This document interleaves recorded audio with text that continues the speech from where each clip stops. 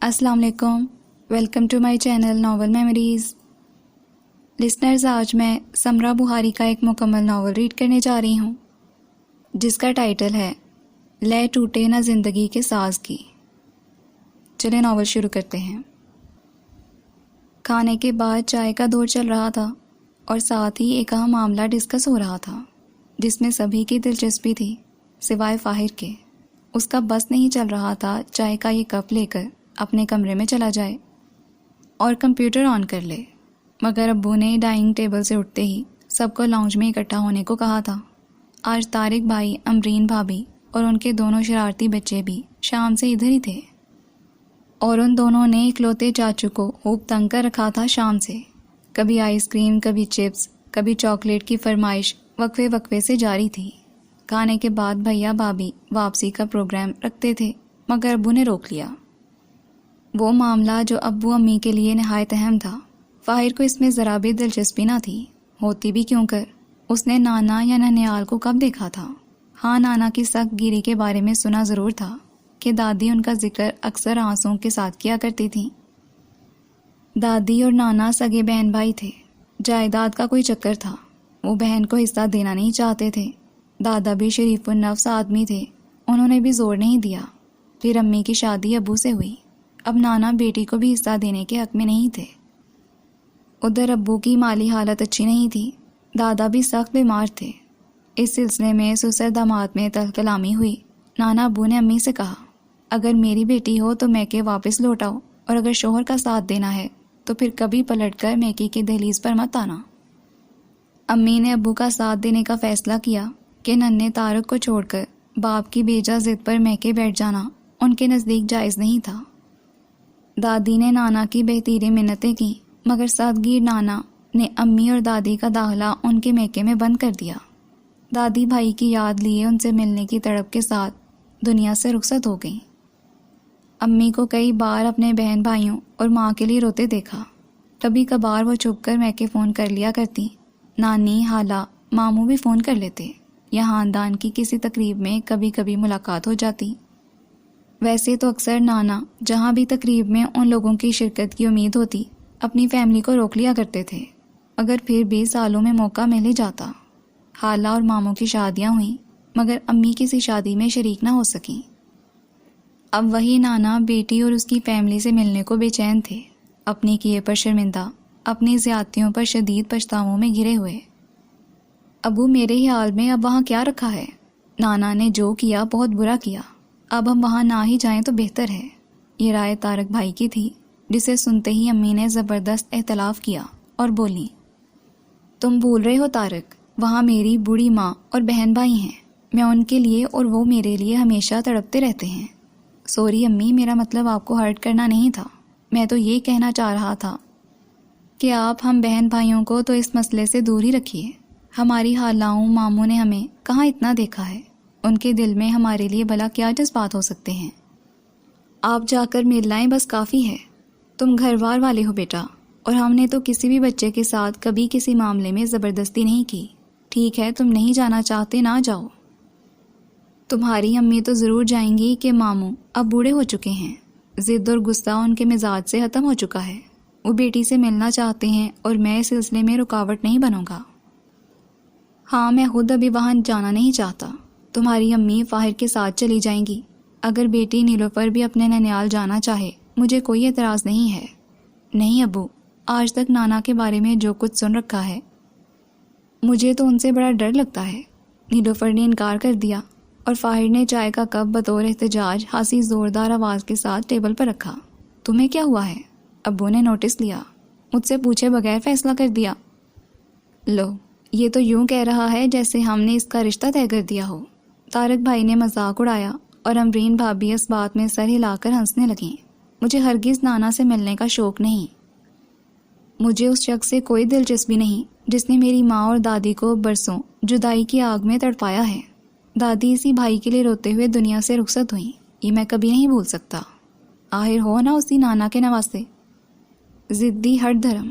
ابو کو غصہ آ گیا۔ لیکن میں ہی کیوں جاؤں؟ اب کے احتجاج ذرا دھیما تھا۔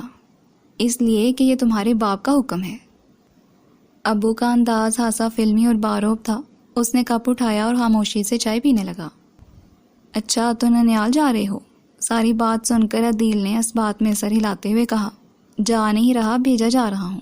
بس پتہ نہیں ابو کو میں ہی فالتو کیوں دکھائی دیتا ہوں، سارے الٹے سیدھے کام مجھے ہی کرنے ہوتے ہیں۔ بکرے عید پر بکرا کون لا رہا ہے؟ فاہر۔ اسے گھاس کھلانے کی ذمہ داری کس کے سر ہے؟ فاہر کے سر۔ عید کے روز گھیر گھار کے کسائی کون لائے گا؟ بہی فاہر ہے تو۔ گوشت تقسیم کرنے کون جائے گا؟ اوہو فاہر ہے نا۔ ابو کے دوست بیمار ہیں، دن رات ہاسپٹل میں، تیمارداری کون کرے گا؟ چھوٹا صاحبزادہ فاہر۔ ابو کی گاڑی خراب ہے، ورک شاپ کے چکر کون لگائے گا؟ یہ الو کا پٹا ہے نا، بس ایک ہی، اور کون لگائے گا؟ بس زیادہ جذباتی ہونے کی ضرورت نہیں۔ تم نے جو کام گنوائے ہیں انہیں سن کر تو مجھے لگتا ہے تم خوش قسمت ہو۔ ادھر میرا تو یہ حال ہے کہ 3 بھائیوں میں سب سے چھوٹا ہوں۔ بہن اللہ تعالیٰ نے پتہ نہیں کس مصلحت کے تحت نہیں دی۔ ماسی نہیں آئی، امی جھاڑو تھما دیتی ہیں، گوشت امی بھون رہی ہیں، سبزی چھوٹے صاحبزادے عدیل میاں بنا رہے ہیں، ابو دفتر سے تھکے ہارے لوٹے ہیں، عدیل بیٹا ایک کپ چائے تو بنا دو۔ امی مصروف ہیں، اس لیے عدیل کو پکارا گیا ہے۔ ابا کے کپڑے تم پریس کر دو، دادا کی ٹانگوں میں درد ہے مالش کر دو، دادی کے سر میں تیل تو ڈال دو۔ دونوں بڑے بھائیوں کے حکم نامے الگ جان کھاتے ہیں۔ میں تو کہتا ہوں دنیا میں کسی کو چھوٹا بیٹا نہیں ہونا چاہیے۔ واقعی ٹھیک کہتے ہو۔ اب میری سمجھ میں نہیں آ رہا جن نانا صاحب سے میں نے آج تک سخت بیزاری محسوس کی ہے، ان کے سامنے جا کر سعادت مند بننے کی اداکاری کس طرح کروں گا؟ تمہیں تو پتا ہے میں کتنا سچا کھرا انسان ہوں۔ جو میری رائے ہے تمہارے بارے میں اسے تم رہنے ہی دو۔ ویسے واقعی کام ذرا مشکل ہے، مگر خیر تمہیں بھی مہم جوئی پسند ہے، چلے جاؤ۔ اس میں مہم جوئی کہاں سے آئی؟ مجھے تو بار بار اس بہو کا خیال آتا ہے جو ظالم سسرال سے بری طرح اکتائی ہوتی ہے، مگر ان کے سامنے مسکرا کر خدمت کے مظاہروں پر مجبور ہے۔ میرا خیال ہے تمہارا حال اس بیچاری بہو سے بہتر ہی ہوگا۔ امی بھی تو ساتھ ہیں، ورنہ میں نانا کو بتا دیتا کہ میں بھی انہی کا نواسا ہوں۔ شکر کریں لیٹ پیدا ہوا، ورنہ ان کی سلطنت کی بنیادیں کب کی لرز چکی ہوتی۔ عدیل، او عدیل بیٹا، تمہاری سگرا آنٹی آئی ہیں، چائے کا پانی چولہے پر رکھو اور دوڑ کر بازار سے کیک اور چکن رول تو لے آؤ۔ عدیل کی امی نے کمرے میں جھانک کر کہا۔ کمال ہے امی، میرے پاس موٹر سائیکل ہے اور آپ پتہ نہیں کیوں مجھے پیدل ہی دوڑانے پر اصرار کرتی ہیں۔ اچھا زبان مت چلایا کرو، جلدی کرو، بلکہ ایسا کرو چائے فاہر بنا لے گا، تم بازار چلے جاؤ۔ میں آنٹی، فاہر کو کرنٹ سا لگا۔ ہاں، چائے بنانا کون سی مشکل ہے، کبھی گھر میں نہیں بنائی کیا؟ بڑے ہی نکمے لڑکے ہو۔ مجبوراً اسے کچن میں آنا پڑا۔ عدیل رول اور کیک لے کر آیا۔ اس نے کیک پلیٹ میں نکال کر چھوٹے چھوٹے پیس کاٹے، آدھے پلیٹ میں پھیلا دیے، باقی شاپر میں ڈال کر عدیل سے اپنے کمرے میں لے جانے کو کہا۔ رول بڑی نفاست سے 4 عدد رکھے، باقی 3 عدیل کو دیے۔ امی ناراض ہوں گی، کہہ دینا فاہر نے چائے بنانے کی مزدوری لے لی تھی۔ امی میکے جانے کے تصور سے بہت خوش اور جذباتی ہو رہی تھیں۔ جانے میں 3 روز باقی تھے۔ بڑی عجلت میں انہوں نے وہاں سب کے لیے تحائف خریدے، اپنے اور فاہر کے نئے کپڑے بنوائے، یہاں تک کہ بیگ جن میں کپڑے رکھ کر لے جانے تھے وہ بھی نئے خریدے گئے۔ اتنا سامان، ہم آخر کتنے دن رہیں گے وہاں؟ اس نے اتنے اہتمام پر الجھ کر پوچھا۔ اتنے عرصے کے بعد میں کہ جا رہی ہوں، کچھ دن تو رہوں گی۔ اور تمہیں یہاں کیا کام ہے؟ جاب کی تلاش میں ہی پھرنا ہے نا؟ وہ آ کر پھر لینا نا۔ نہ کوئی ملازمت تمہارے من کو بھانی ہے، نہ تم نے کرنی ہے۔ بالکل ٹھیک کہا آپ نے۔ اب تو میں نانا سے آپ کا اور دادی کا حصہ نکلواؤں گا اور بزنس کروں گا۔ خبردار جو تم نے وہاں جا کر کوئی ایسی بات کی، میں کوئی بدمزگی برداشت نہیں کروں گی۔ کمال ہے، آپ کو اپنے بچوں کا کوئی احساس نہیں۔ آخر اس عمر میں نانا اتنی دولت اپنے پاس جمع رکھ کر کیا کریں گے؟ کچھ بھی کریں، اگر مجھے دولت کی پرواہ ہوتی تو ابا نے تو کہا تھا شوہر اور بچے کو چھوڑ کر آ جاؤ۔ میں نے انکار کیا۔ یہ نہیں پتا تھا میرے گھر ایسا لالچی بیٹا پیدا ہوگا جسے دولت تمام رشتوں سے زیادہ عزیز ہوگی۔ یاد رہے نانا نے تب بھی یہ نہیں کہا تھا کہ شوہر اور بیٹا چھوڑ کر آ جاؤ تو حصہ تمہیں دے دوں گا۔ اچھا، اب تم کیا جتانا چاہتے ہو؟ امی کو غصہ آ گیا۔ یہی کہ نانا کی محبت ایک خوشنما فریب سے زیادہ کچھ نہیں۔ بکواس مت کرو، وہ میرے ابا ہیں، ان کے لیے سوچ سمجھ کر بولو۔ سوری بس کیا کروں، میرے بھی جذبات کچھ زیادہ ہی شوریدہ ہو رہے ہیں۔ وہ دونوں تیسرے دن دوپہر کو کوچ سے ملتان روانہ ہوئے۔ نانا ملتان کے قریب ہی ایک چھوٹی سی جگہ پر رہتے تھے۔ کوچ کے بعد انہیں ٹیکسی میں وہاں جانا تھا۔ امی بہت خوش تھیں، سارے راستے بھولی بسری باتیں یاد کر کے اسے سناتی رہیں، اور اسے بار بار یہی یاد ستا رہا تھا کہ ابو نے اسے اس کی مرضی کے بغیر بھیج کر اچھا نہیں کیا۔ جس وقت وہ ٹیکسی سے اس چھوٹے سے اونچی نیچی گلیوں والے شہر میں پہنچے تھے، رات کے 10 بج رہے تھے۔ یہ آتی گرمی کا موسم تھا، 10 بجے خاصی رونق تھی۔ جس حویلی کے سامنے امی نے ٹیکسی رکوائی وہ خاصی اونچی عمارت تھی، مگر اندھیرے کے باعث شان و شوکت کا اندازہ نہیں ہو رہا تھا۔ گیٹ لکڑی کا خاصا پرانا اور بدرنگ سا تھا۔ دیکھتے ہی اسے یہی خیال آیا، اسے رنگ و روگن کی سخت ضرورت ہے۔ حویلی میں داخل ہوئے، سامنے راستہ تھا، اس کے دونوں جانب لان جو تاریکی میں ڈوبے ہوئے تھے، پھر آگے ایک اور دروازہ۔ یقیناً نانا کے پاس بہت دولت ہے، حفاظت کے لیے دروازوں پر دروازے لگائے گئے ہیں، فاہر نے سوچا۔ ملازم سامان اٹھائے چل رہا تھا، سب سے آگے امی تھی، پھر وہ ملازم لڑکا جو سلام کرنے کے بعد سے خاموش تھا، اور سب سے پیچھے فاہر تھا۔ امی نے ہاتھ کا دباؤ ڈال کر دروازہ کھولا، اور دروازہ کھلتے ہی جیسے زندگی جاگ اٹھی۔ امی، آپا آ گئیں۔ سلام آپا، کیسی ہو؟ تھک گئی ہوں گی، آ جائیں ادھر آ جائیں۔ اور بہت سی دوسری آوازیں اور کئی چہرے۔ وہ دروازے کے قریب ہی رک گیا، اور ٹیوب لائٹ کی روشنی میں ان ہنستے چہروں، بھیگی آنکھوں والی خواتین کا جائزہ لینے لگا۔ بہت سال پہلے دیکھا تھا، مگر وہ پہچان گیا تھا۔ یہ بڑی والی اس کی خالہ رفت تھی، چھوٹی والی سلمہ۔ باقی کی خواتین، لڑکیوں اور بچوں کو وہ نہیں جانتا تھا۔ پھر کسی لڑکی کا سہارا لیے نانی چلی آئیں۔ امی اور نانی کے ملنے کا منظر خاصا جذباتی تھا۔ سب کے ہنستے چہرے اب سنجیدہ ہو رہے تھے، سب دوپٹے سے آنسو پونچھ رہے تھے۔ آپ نزہت خالہ کے بیٹے ہیں؟ 15-16 سال کا ایک لڑکا اس کے قریب آ کر پوچھنے لگا۔ اس نے اس بات میں سر ہلا دیا۔ میں آپ کی رفت خالہ کا بیٹا کامران ہوں، لڑکے نے خود ہی تعارف کروایا۔ امی نانی سے مل کر فارغ ہو چکی تھی، اب اسے پکار رہی تھیں۔ اچھا، یہ طارق ہے؟ اکثریت نے قیاس آرائی کی۔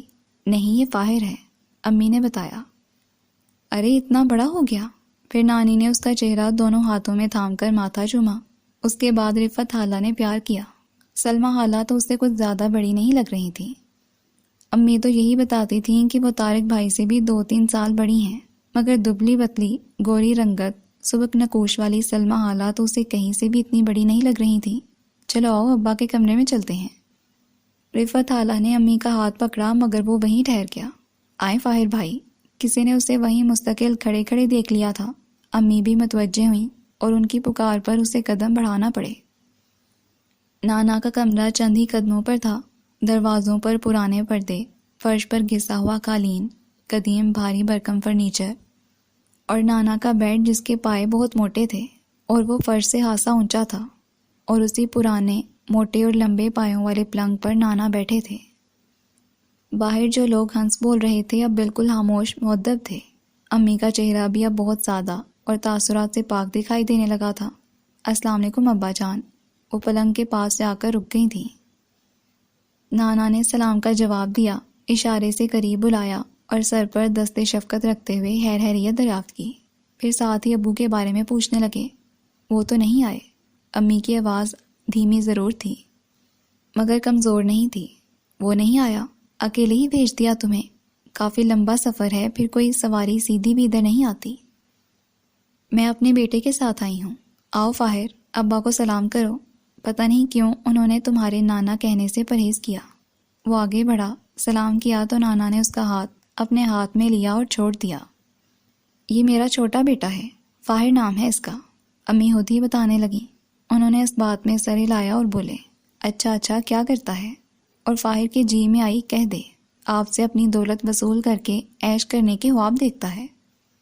اسے یہاں کا ماحول، یہاں کے باسی سب بھی اپنے ماحول سے بہت مختلف لگے تھے۔ ٹھیک ہے، یہ ایک چھوٹا سا شہر تھا، مگر یہ کسی غریب آدمی کا چھوٹا سا گھر نہیں، پیسے والے کی حویلی تھی۔ مگر یہاں کے مکین کس قدر سادہ سے تھے۔ لڑکیاں سروں پر دوپٹے اوڑے، ڈھیلے ڈالے کپڑے پہنے، لڑکے سادہ شلوار سوٹ میں ملبوس۔ ویسے یہاں اس نے کسی نوجوان کو نہیں دیکھا۔ سب لڑکے 14-15 سال تک کی عمر کے تھے۔ اور نانا جن کی شخصیت کے بارے میں وہ کیا کیا سوچ کر آیا تھا۔ درمیانے سے قد کے ایسے شخص دکھائی دیے جن کا چہرہ بتاتا تھا کہ وہ ضدی بھی ہیں، کچھ بے رحم بھی، مگر ان کے چہرے پر رعب جلال کی پروقار کیفیت اس نے نہیں دیکھی۔ ہو سکتا ہے جب صحت ساتھ ہو تب وہ ایسے دکھتے ہوں، مگر اب تو عمر کی زیادتی نے وہی کچھ ان کے چہرے پر لکھ دیا تھا جو انہوں نے ساری عمر کیا تھا۔ بیٹھو تم لوگ، انہوں نے سب سے کہا، آپ آرام کریں، ہم صحن میں بیٹھتے ہیں، نانی رسان سے بولی، اور سب یقیناً یہاں سے بھاگنے کو تیار تھے۔ نانا کے کچھ کہنے سے پہلے ہی سب باہر نکل چکے تھے۔ صحن میں بستروں کی قطاریں تھیں، 4 بستر ادھر لگے تھے، 3 ذرا فاصلے پر، پھر 6-7 چارپائیاں خاصے فاصلے پر بچھی ہوئی تھیں۔ پنکھے چل رہے تھے، لال اینٹوں کا صحن دھلا ہوا تھا اور ٹی وی بھی ادھر ہی رکھا تھا۔ چھوٹے بچے جاتے ہی اپنے بستروں پر لیٹ گئے۔ اسے کبھی یوں کھلے آسمان تلے سونے کا اتفاق نہیں ہوا تھا۔ یہاں سب ایک ہی جگہ پر سوتے تھے۔ اسے بڑا عجیب سا لگ رہا تھا۔ پانی لیں بھائی، ایک لڑکی ٹرے تھامے سامنے کھڑی تھی۔ ٹرے میں اسکواش کے گلاس رکھے تھے۔ اس نے ایک اٹھا لیا۔ آپا، میں نے تمہارے لیے کچنار گوشت بنایا ہے، تمہیں بہت پسند تھا نا؟ اور امی نے ایک بار پھر رفعت خالہ کو گلے لگا لیا۔ ہائے رفیع، کیا کیا یاد رکھا ہے تم نے؟ دونوں بہنیں پھر سے رونے لگیں۔ کامران اور ایک لڑکی خالہ رفعت اور امی کو چپ کرانے لگے۔ وہ ایک طرف بیٹھا یہ سب دیکھ رہا تھا۔ ایک کیسے بیٹے ہو، ماں رو رہی ہے، تم آرام سے بیٹھے ہو، چپ کراؤ ماں کو۔ پتہ نہیں امی ہی کی عمر کی خاتون امی کی کیا لگتی تھیں جو یوں روب جھاڑ رہی تھیں۔ اس نے گلاس ہاتھ سے رکھ دیا اور بولا، یہ تو خوشی کے آنسو ہیں، انہیں رو لینے دیجیے۔ اب کے خاتون نے اس بات میں سر ہلایا اور بولی، میں تمہاری امی کی کزن ہوتی ہوں، تمہاری دادی میری بڑی خالہ تھی۔ اچھا یاد آیا، امی اور دادی کی زبانی آپ کا ذکر تو سنا ہے، آپ شاید ثروت آنٹی ہیں۔ جیتا رہے میرا بچہ، بالکل ٹھیک پہچانا ہے، میں ثروت ہوں اور یہ میرے بچے ہیں۔ سامنے بیٹھے 8-10 بچوں کی طرف اشارہ ہوا۔ پتہ نہیں وہ سارے ان کے تھے یا ان میں سے کچھ ان کے تھے۔ چھوٹی خالہ کھانا لگانے کے لیے اٹھی اور لڑکیوں کو پکار کر بولی، سائمہ، عامرہ، میرے ساتھ آؤ۔ برتن تم لوگ لگا دینا، میں کچن کا کام دیکھ لوں گی۔ ان کے پیچھے ہی 2 لڑکیاں خود ہی اٹھ کر کچن میں چلی گئیں۔ سرخ اینٹوں کے فرش والا صحن کافی کشادہ تھا اور یہاں صرف ایک ٹیوب لگائی گئی تھی جس کی روشنی بہت کم محسوس ہو رہی تھی اور اسے اس اندھیرے اجالے کی درمیانی کیفیت سے الجھن ہونے لگی تھی۔ آپ پڑھتے ہیں فاہر بھائی؟ کامران اور اس کے ہم عمر 2 لڑکے اس کے سامنے والی چارپائی پر آ بیٹھے اور اپنائیت بھرے انداز میں پوچھنے لگے، تم لوگ بتاؤ تم کیا کرتے ہو؟ وہ بھی اکیلا بیٹھا بور ہو گیا تھا، ان سے باتیں کرنے لگا۔ آدھے گھنٹے بعد خالہ سلمہ نے سب کو اندر آ کر کھانا کھانے کے لیے کہا۔ کمرے میں دری بچھی تھی جس پر کھانا چنا گیا تھا، صرف پھلکے اور کچنار گوشت کا سالن، پرانے سے برتن، جھڑتی سفیدی والا کمرہ، بوسیدہ فرش، اسے گھٹن کا احساس ہونے لگا۔ بیٹھو نا، کھڑے کیوں ہو؟ امی اس کے برابر ہی کھڑی تھی، ناچار اسے قدم بڑھانے پڑے۔ کاش کوئی پنکھا ہی تیز کر دے جس سے ہوا کم اور آواز زیادہ آ رہی ہے، مگر شاید اسپیڈ بڑھانے سے آواز بھی بڑھ جاتی ہوگی، اسی لیے سب اتنی گرمی اور گھٹن میں صبر کیے بیٹھے ہیں۔ وہ سخت اکتایا ہوا تھا۔ نانی دری پر اس کے اور امی کے برابر بیٹھ گئیں اور بڑی محبت سے اس کے لیے خود سالن نکالنے لگیں، چن کر اچھی بوٹیاں اس کی پلیٹ میں ڈالیں اور اس کے سامنے رکھ دیں۔ اسے نانی کا بوڑھا چہرہ بہت خوبصورت اور اپنا اپنا لگا تھا، شاید اس لیے کہ ان کی صورت امی سے ملتی تھی، یا شاید اس لیے کہ سالوں امی کو اسی وجود کے لیے تڑپتے اور چھپ چھپ کر روتے دیکھا تھا۔ کھانا خاموشی سے کھانے کے بعد ایک بار پھر سب باہر آ گئے۔ تم لوگ تھکے ہوئے ہوگے، سو جاؤ، اب باقی باتیں صبح ہوں گی، رفعت خالہ ان دونوں سے کہہ رہی تھی۔ نہیں رفو آپا، یہاں آ کر تم لوگوں سے مل کر ساری تھکن اتر گئی ہے، میں تو ساری رات جاگوں گی، تم لوگوں سے باتیں کروں گی۔ اچھا فاہر تو تھکا ہوا ہوگا، اسے تو اب سو جانا چاہیے، آؤ فاہر۔ خالہ اس کا ہاتھ تھامے بستروں کی آخری قطار کی جانب بڑھی جدھر باقی لڑکے بھی رک کر رہے تھے، اور یکدم رکتے ہوئے بولا، مجھے کھلے آسمان تلے سونے کی عادت نہیں ہے، میں کمرے میں ہی سونا چاہتا ہوں۔ کمرے میں؟ انہوں نے کچھ سوچا، پھر اس بات میں سر ہلا دیا۔ کمرے میں پرانا بیڈ بچھا تھا، مگر وہ اتنا مضبوط اور وسیع ہرگز نہیں تھا جتنا کہ نانا کا بیڈ تھا۔ اس کا رنگ خراب ہو چکا تھا اور پیش بھی ڈھیلے ہو رہے تھے۔ اس پر جو بیڈ شیٹ تھی وہ بھی اپنا اصل رنگ کھو چکی تھی، اگر صاف ستھری ضرور تھی۔ پنکھا یہاں بھی ہوا کم اور آواز زیادہ دیتا تھا۔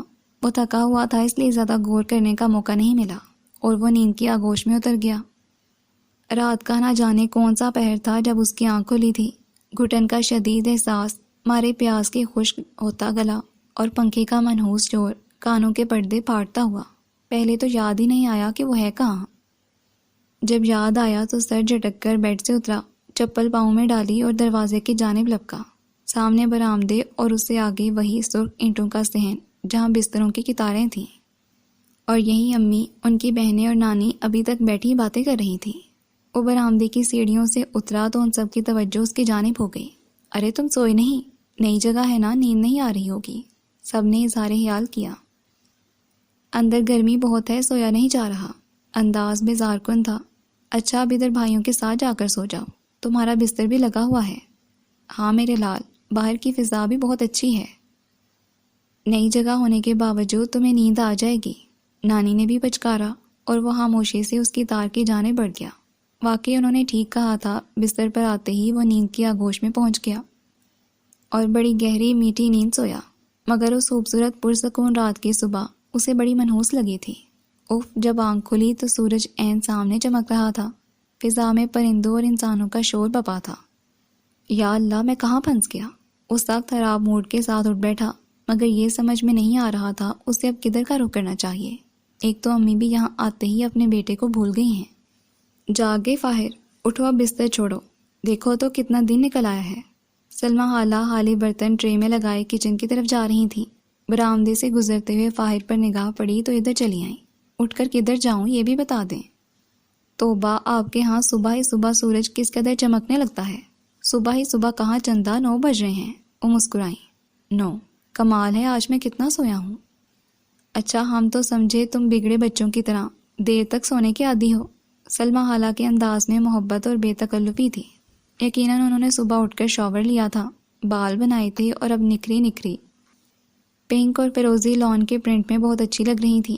ویسے وہ تھی بھی بہت خوبصورت، اور اب فاہر کو یہ خیال آ رہا تھا کہ سلمہ خالہ کی اب تک شادی کیوں نہیں ہوئی۔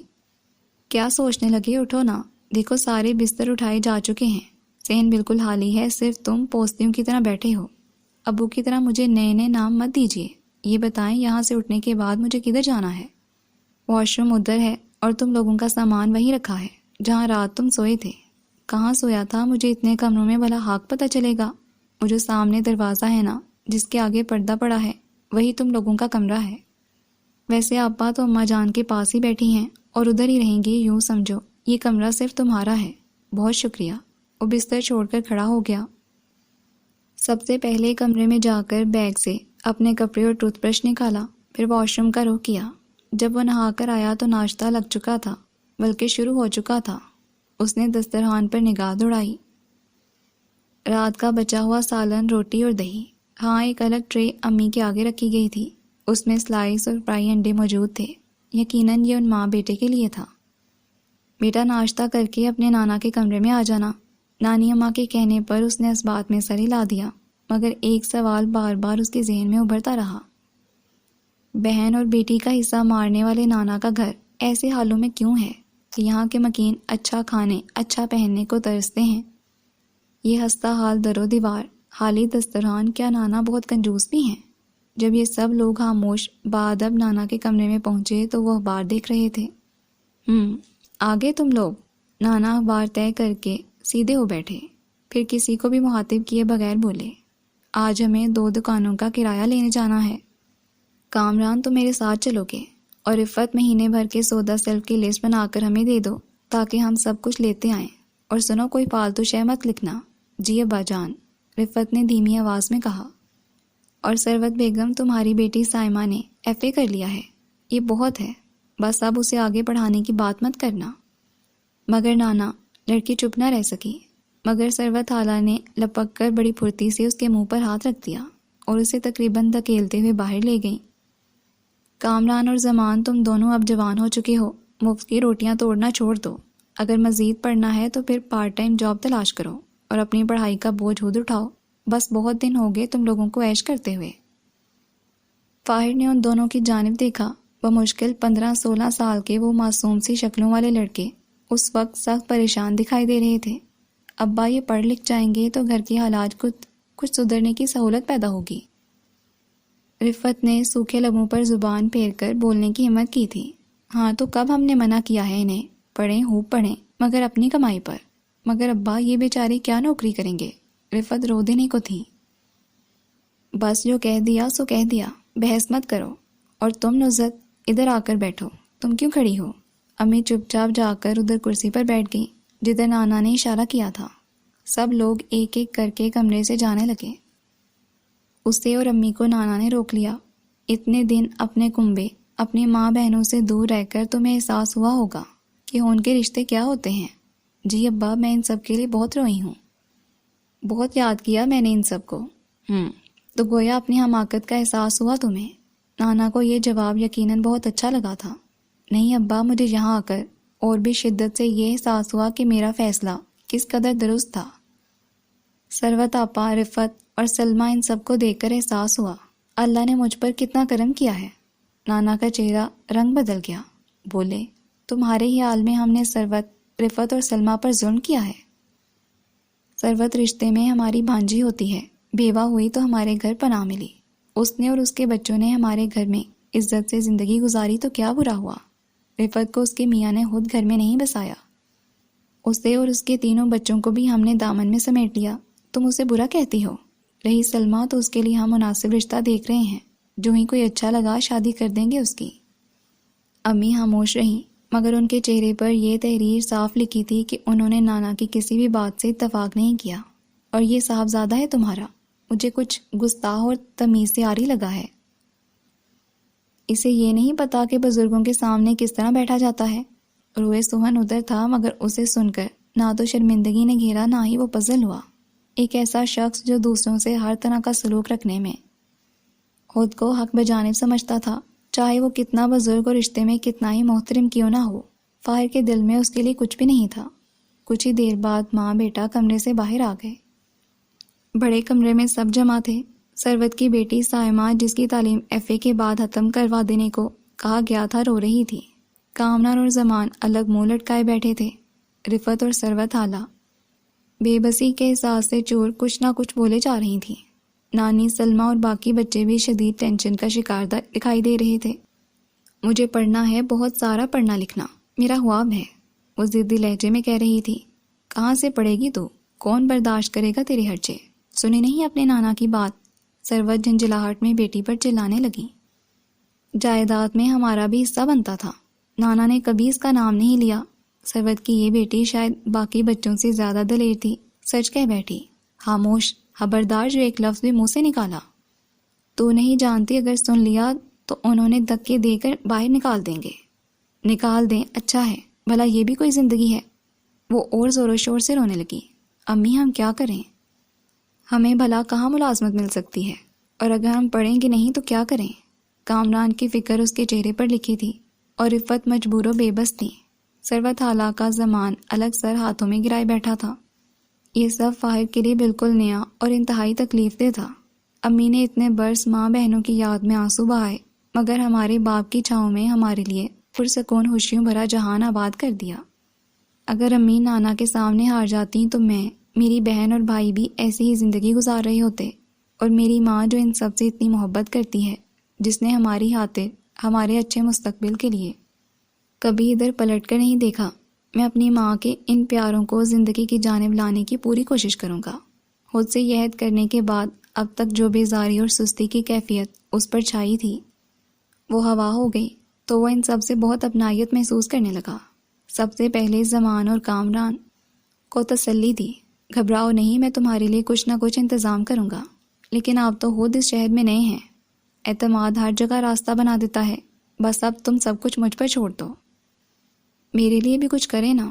ثروت حالہ کی بیٹی نے درخواست کی۔ جب تمہارا بھائی کمانے لگے گا پھر تمہارے لیے کیا مسئلہ رہے گا؟ کتابیں، فیس، سب کے خرچے نکل آئیں گے۔ آپ نانا کو نہیں جانتے، ایک بار جو بات کہہ دیتے ہیں بس کہہ دیتے ہیں۔ اب وہ مجھے کسی صورت تعلیم جاری نہیں رکھنے دیں گے۔ میں نے کہا نا، اب فکر مند ہونے کی ضرورت نہیں۔ فاہر، خدا کے لیے یہاں تو باز آ جاؤ، ابا جان سے ضد نہ باندھو، وہ میرا داخلہ پھر سے بند کر دیں گے۔ امی گھبرا گئی تھیں۔ تو کیا آپ چاہتی ہیں میں ان سب کو یوں ہی پریشان حال چھوڑ دوں؟ آپ آئیں، اپنے پیاروں سے ملیں، چند دن ٹھہریں، پھر اپنے گھر لوٹ جائیں۔ اور یہ یوں ہی مسائل میں گھرس سکتے رہیں؟ نہیں نہیں، خدا نے واسطہ بیٹا، میں یہ کیوں چاہوں گی؟ میں تو بس یہ کہہ رہی تھی کہ نانا کو خفا مت کرنا، اتنے سال خفا رہ کر ان کو عادت ہو چکی ہے، اس لیے ان کی پرواہ مت کریں۔ آپ واقعی ہمارے لیے کچھ کریں گے؟ سب لڑکے لڑکیوں کو فاہر بڑی بلندی پر دکھائی دے رہا تھا۔ بالکل، یہ میرے لیے کوئی نئی بات نہیں ہے، خدمت خلق کا مجھے ویسے بھی بڑا شوق رہا ہے، اور بڑے بڑے گمبھیر مسائل بھی میرے ہاتھوں سے حل ہو چکے ہیں۔ کیوں امی، بتائیں نا انہیں سب کچھ۔ تم خود ہی بتا دینا۔ اٹھو کامران، تمہیں ابا کے ساتھ جانا تھا۔ وہ اب بھی کچھ پریشان تھی، یقیناً اپنے ابا کا خوف ستا رہا تھا۔ کامران کی تیاری کیا تھی؟ بس بالوں میں ایک بار پھر کنگھی کرنے کے بعد جوتے تبدیل کیے تھے اور تیار تھا۔ زمان ٹیکسی لے آیا، کرتا سفید شلوار، ہاتھ میں چھڑی لیے نانا اپنے کمرے سے نکلے۔ فاہر نے دیکھا وہ چھڑی پر بوجھ ڈال کر چلتے تھے، اور پھر بھی انہیں قدم اٹھانے میں کچھ دشواری تھی۔ پچھلے سال فالج کا ہلکا سا اٹیک ہوا تھا، تب سے چلنے پھرنے میں دقت محسوس کرتے ہیں، نانی اسے بتانے لگیں۔ نانا اور کامران کے جانے کے بعد یہ لوگ پھر اپنی نشستوں پر بیٹھ گئے۔ سلمیٰ خالہ بھنڈیاں اٹھائے وہاں چلی آئیں اور سب سے باتوں کے دوران سبزی بنانے لگیں۔ امی، آپ کے ایک بڑے بھائی بھی تو ہیں، یعنی میرے ماموں، وہ کہیں دکھائی نہیں دے رہے، نہ ہی ان کی فیملی سے ملاقات ہوئی ہے۔ اس کی بات سن کر نانی کے لبوں پر جو مسکراہٹ ابھری وہ دکھوں سے بھرپور تھی۔ پھر آہ بھر کر بولی، ہاں، عاصم نام ہے اس کا، وہ تمہارے نانا کی پہلی بیوی سے ہے۔ مجھے تو اللہ نے بس ان 3 بیٹیوں سے ہی نوازا ہے۔ تمہارے نانا نے بیٹے کو ہمیشہ ان تینوں سے کہیں زیادہ چاہا اور فوقیت دی، نہ بہنوں کو جائیداد میں حصہ دیا، نہ بیٹیوں کو۔ نصرت نے عقل مندی کی، ہمیں چھوڑ دیا مگر شوہر کی دہلیز نہیں چھوڑی۔ اور تمہارے باپ پر بھی شاباش ہے، اس نے بیوی بچوں کو ہی اپنی دولت جانا۔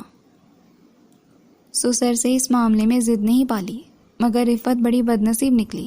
اس کے شوہر کو جائیداد کا لالچ تھا، یہ کہہ کر بیوی بچوں کو یہاں چھوڑ دیا کہ تمہارا باپ تمہیں تمہارا حصہ دے تو پھر آ جانا۔ اس کا خیال تھا اس طرح سسر پر دباؤ ڈال کر کامیاب ہو جائے گا، مگر ادھر جو شخص تھا اس کے سینے میں بیٹیوں کے لیے درد تھا ہی کب۔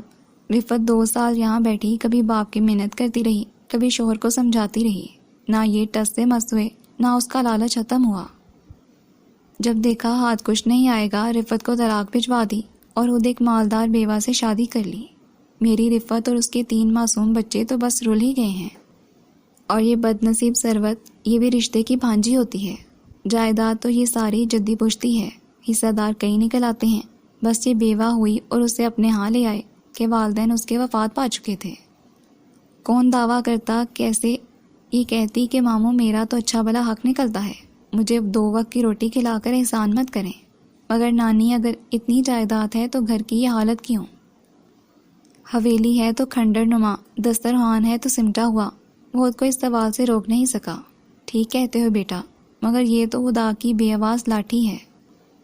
جس بھائی کے ساتھ مل کر بہنوں بیٹیوں کو کچھ حصہ نہ دیا، اسی کی بیٹی سے اپنے بیٹے عاصم کی شادی کر دی، اور عاصم پھر ان سے زیادہ اپنے چچا کا سگا ہو گیا۔ گھی کی 2 ملیں چلتی تھیں ہماری، اس کے علاوہ باغات، مکان، دکانیں، سب کچھ تھا۔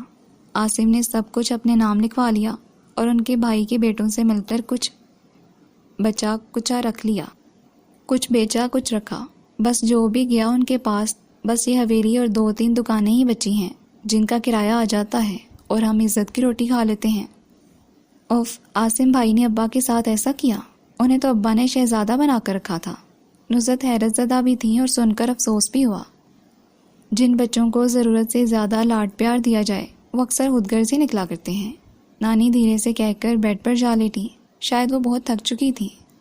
ابا کے ساتھ دھوکہ عاصم بھائی اور ہمارے چچا نے کیا، مگر اس کا غصہ بھی ہم پر ہی نکلا۔ انہیں ہم پر اور ہمارے بچوں پر ذرا اعتبار نہیں۔ انہیں یہی محسوس ہوتا ہے کہ ہم سب مل کر ان کے خلاف کوئی نہ کوئی سازش تیار کرتے رہتے ہیں۔ تم یقین کرو، وہ اکثر راتوں کو اٹھ کر یہ بھی چیک کرتے ہیں کہیں ہم لوگ سر جوڑے اکٹھے بیٹھے ان کے خلاف باتیں تو نہیں کر رہے۔ رفت حالہ دل گرفتہ سی بولی، او میرے خدا، کیا ملا ابا کو اتنا کچھ کر کے؟ نصرت نے افسوس سے سر ہلایا۔ 3 دکانوں سے کتنا کرایہ مل جاتا ہے؟ باہر کچھ سوچتے ہوئے پوچھنے لگا۔ 12 یا 13 ہزار، رفت حالہ نے بتایا۔ صرف 12-13 ہزار میں یہ سارا کنبہ گزارا کر رہا ہے؟ پھر تو واقعی نانا یہ کہنے میں حق بجانب ہے۔ کہ سائمہ پڑھائی چھوڑ دے اور لڑکے اگر مزید تعلیم حاصل کرنا چاہتے ہیں تو ساتھ میں جاب بھی تلاش کر کے اپنے حصے کا بوجھ خود اٹھائیں۔ مگر بات یہ بھی ہے کہ کیا دھرا بھی تو نانا کا ہے جسے سب بے گناہ بھگت رہے ہیں۔ مت پوچھو کہاں کہاں اور کس کس طرح بچت کر کے مہینہ گزارتے ہیں ہم لوگ۔ رفعت اور ثروت حالہ افسردہ اور مایوس تھیں۔ خیر اب میں آ گیا ہوں، کچھ نہ کچھ کر کے دم لوں گا۔ فاہر چھٹی آس مت دلاؤ، نصرت نے اسے ٹوکا۔ میں واقعی سیریس ہوں والدہ، اور گھر میں تو چھوٹا بیٹا جان کر آپ لوگوں نے کبھی مجھے صلاحیتیں آزمانے کا موقع نہیں دیا۔ مگر میرے دوستوں سے پوچھئے میں کتنا حرفن مولا ہوں۔ تم کیا کرو گی بیٹا؟ نانی مایوسی سے سر ہلاتی اٹھ بیٹھی تھی۔ لیٹی رہیے نا، اور میرا مشورہ ہے آنکھیں بند کر کے اچھے وقت کے 2-3 خواب بھی فٹافٹ دیکھ ڈالیے۔ وہ اتنے پرسکون اور بااعتماد لہجے میں بات کر رہا تھا کہ سب کو امید ہو چلی تھی کہ واقعی وہ کچھ بہتر کرے گا ضرور۔ وہ سب اس کے ساتھ مسکرانے لگے۔ دوپہر میں چنے کی دال بنی، ساتھ میں سلمہ خالہ نے پودینے کی چٹنی بھی بنا لی، اور سب کو کھانا دینے سے پہلے نانا کے لیے دال اور چٹنی علیحدہ سے نکال کر احتیاط سے رکھ دی۔ کیا نانا اور کامران دوپہر کے کھانے تک نہیں لوٹیں گے؟ وہ کچن کے دروازے میں اسٹول رکھ کر بیٹھا تھا اور سلمہ خالہ سے باتیں کر رہا تھا۔ نہیں، ملتان جانے آنے میں کچھ وقت تو لگتا ہے۔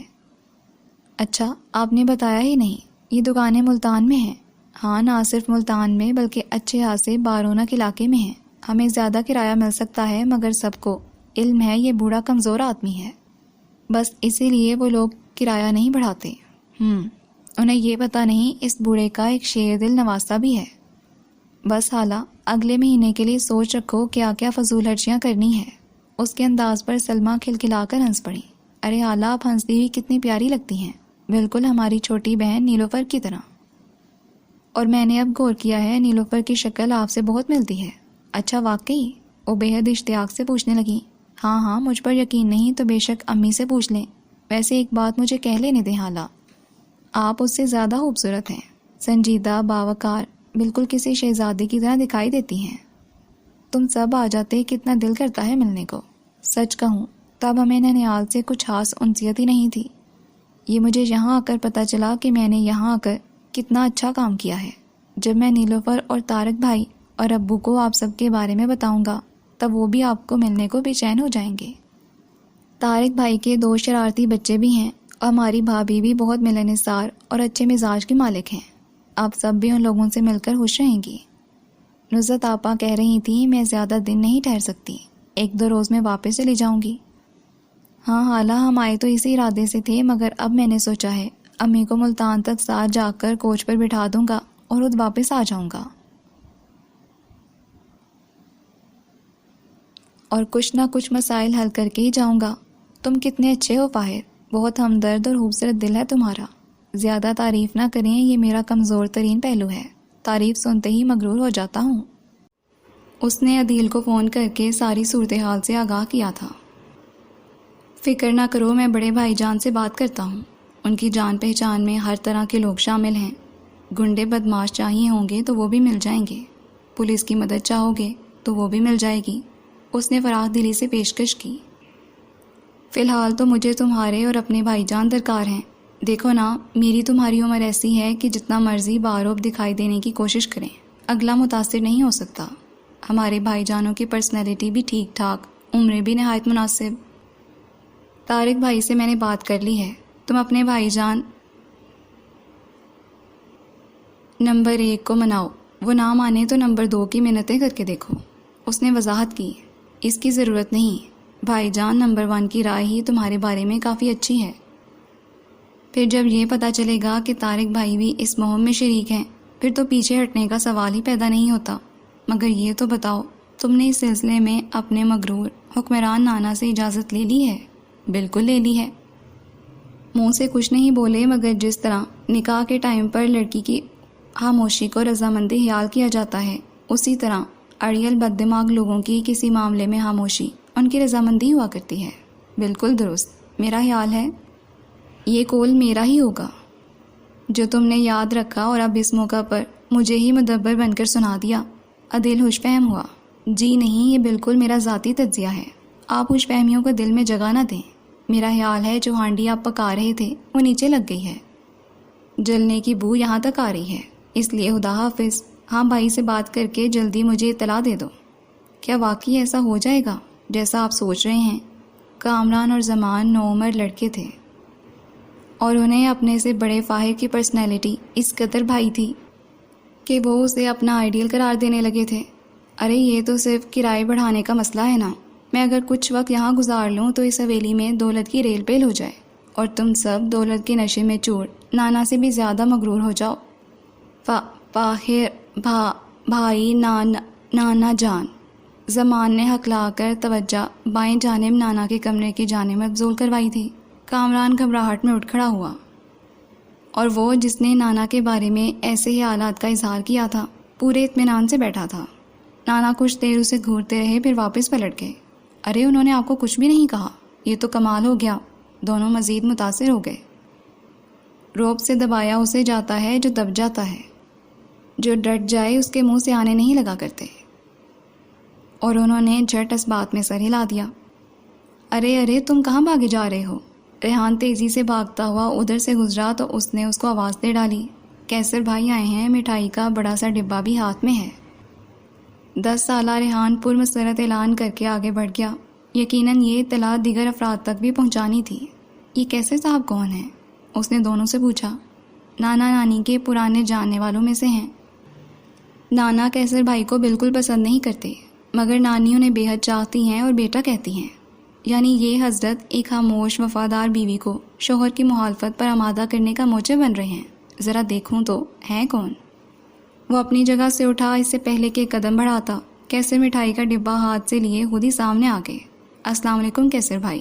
دونوں نے گرم جوشی سے استقبال کیا. پھر فاہر کے پاس ہاتھ پکڑ کر لائے اور بولے. یہ ہمارے نصرت خالہ کے بیٹے فاہر ہیں. بہت ہی بہادر اور ذہین ہیں. نانا سے بھی نہیں گھبراتے. آنے والے نے مسکرا کر فاہر کو دیکھا, ہاتھ میں لایا اور آگے بڑھ گیا. درمیانے قد والے کیسر جن کا رنگ صاف اور آنکھیں بہت خوبصورت تھیں فاہر کو اچھے لگے. وہ عمر میں اس سے ہاتھ سے بڑے تھے مگر اس کا جی چاہا وہ ان سے دوستی کر لے. آئے نا فاہر بھائی, ہم بھی ادھر ہی چلتے ہیں. کیسر بھائی نانی کے پاس ہی بیٹھے ہوں گے. لڑکوں کا اندازہ درست تھا.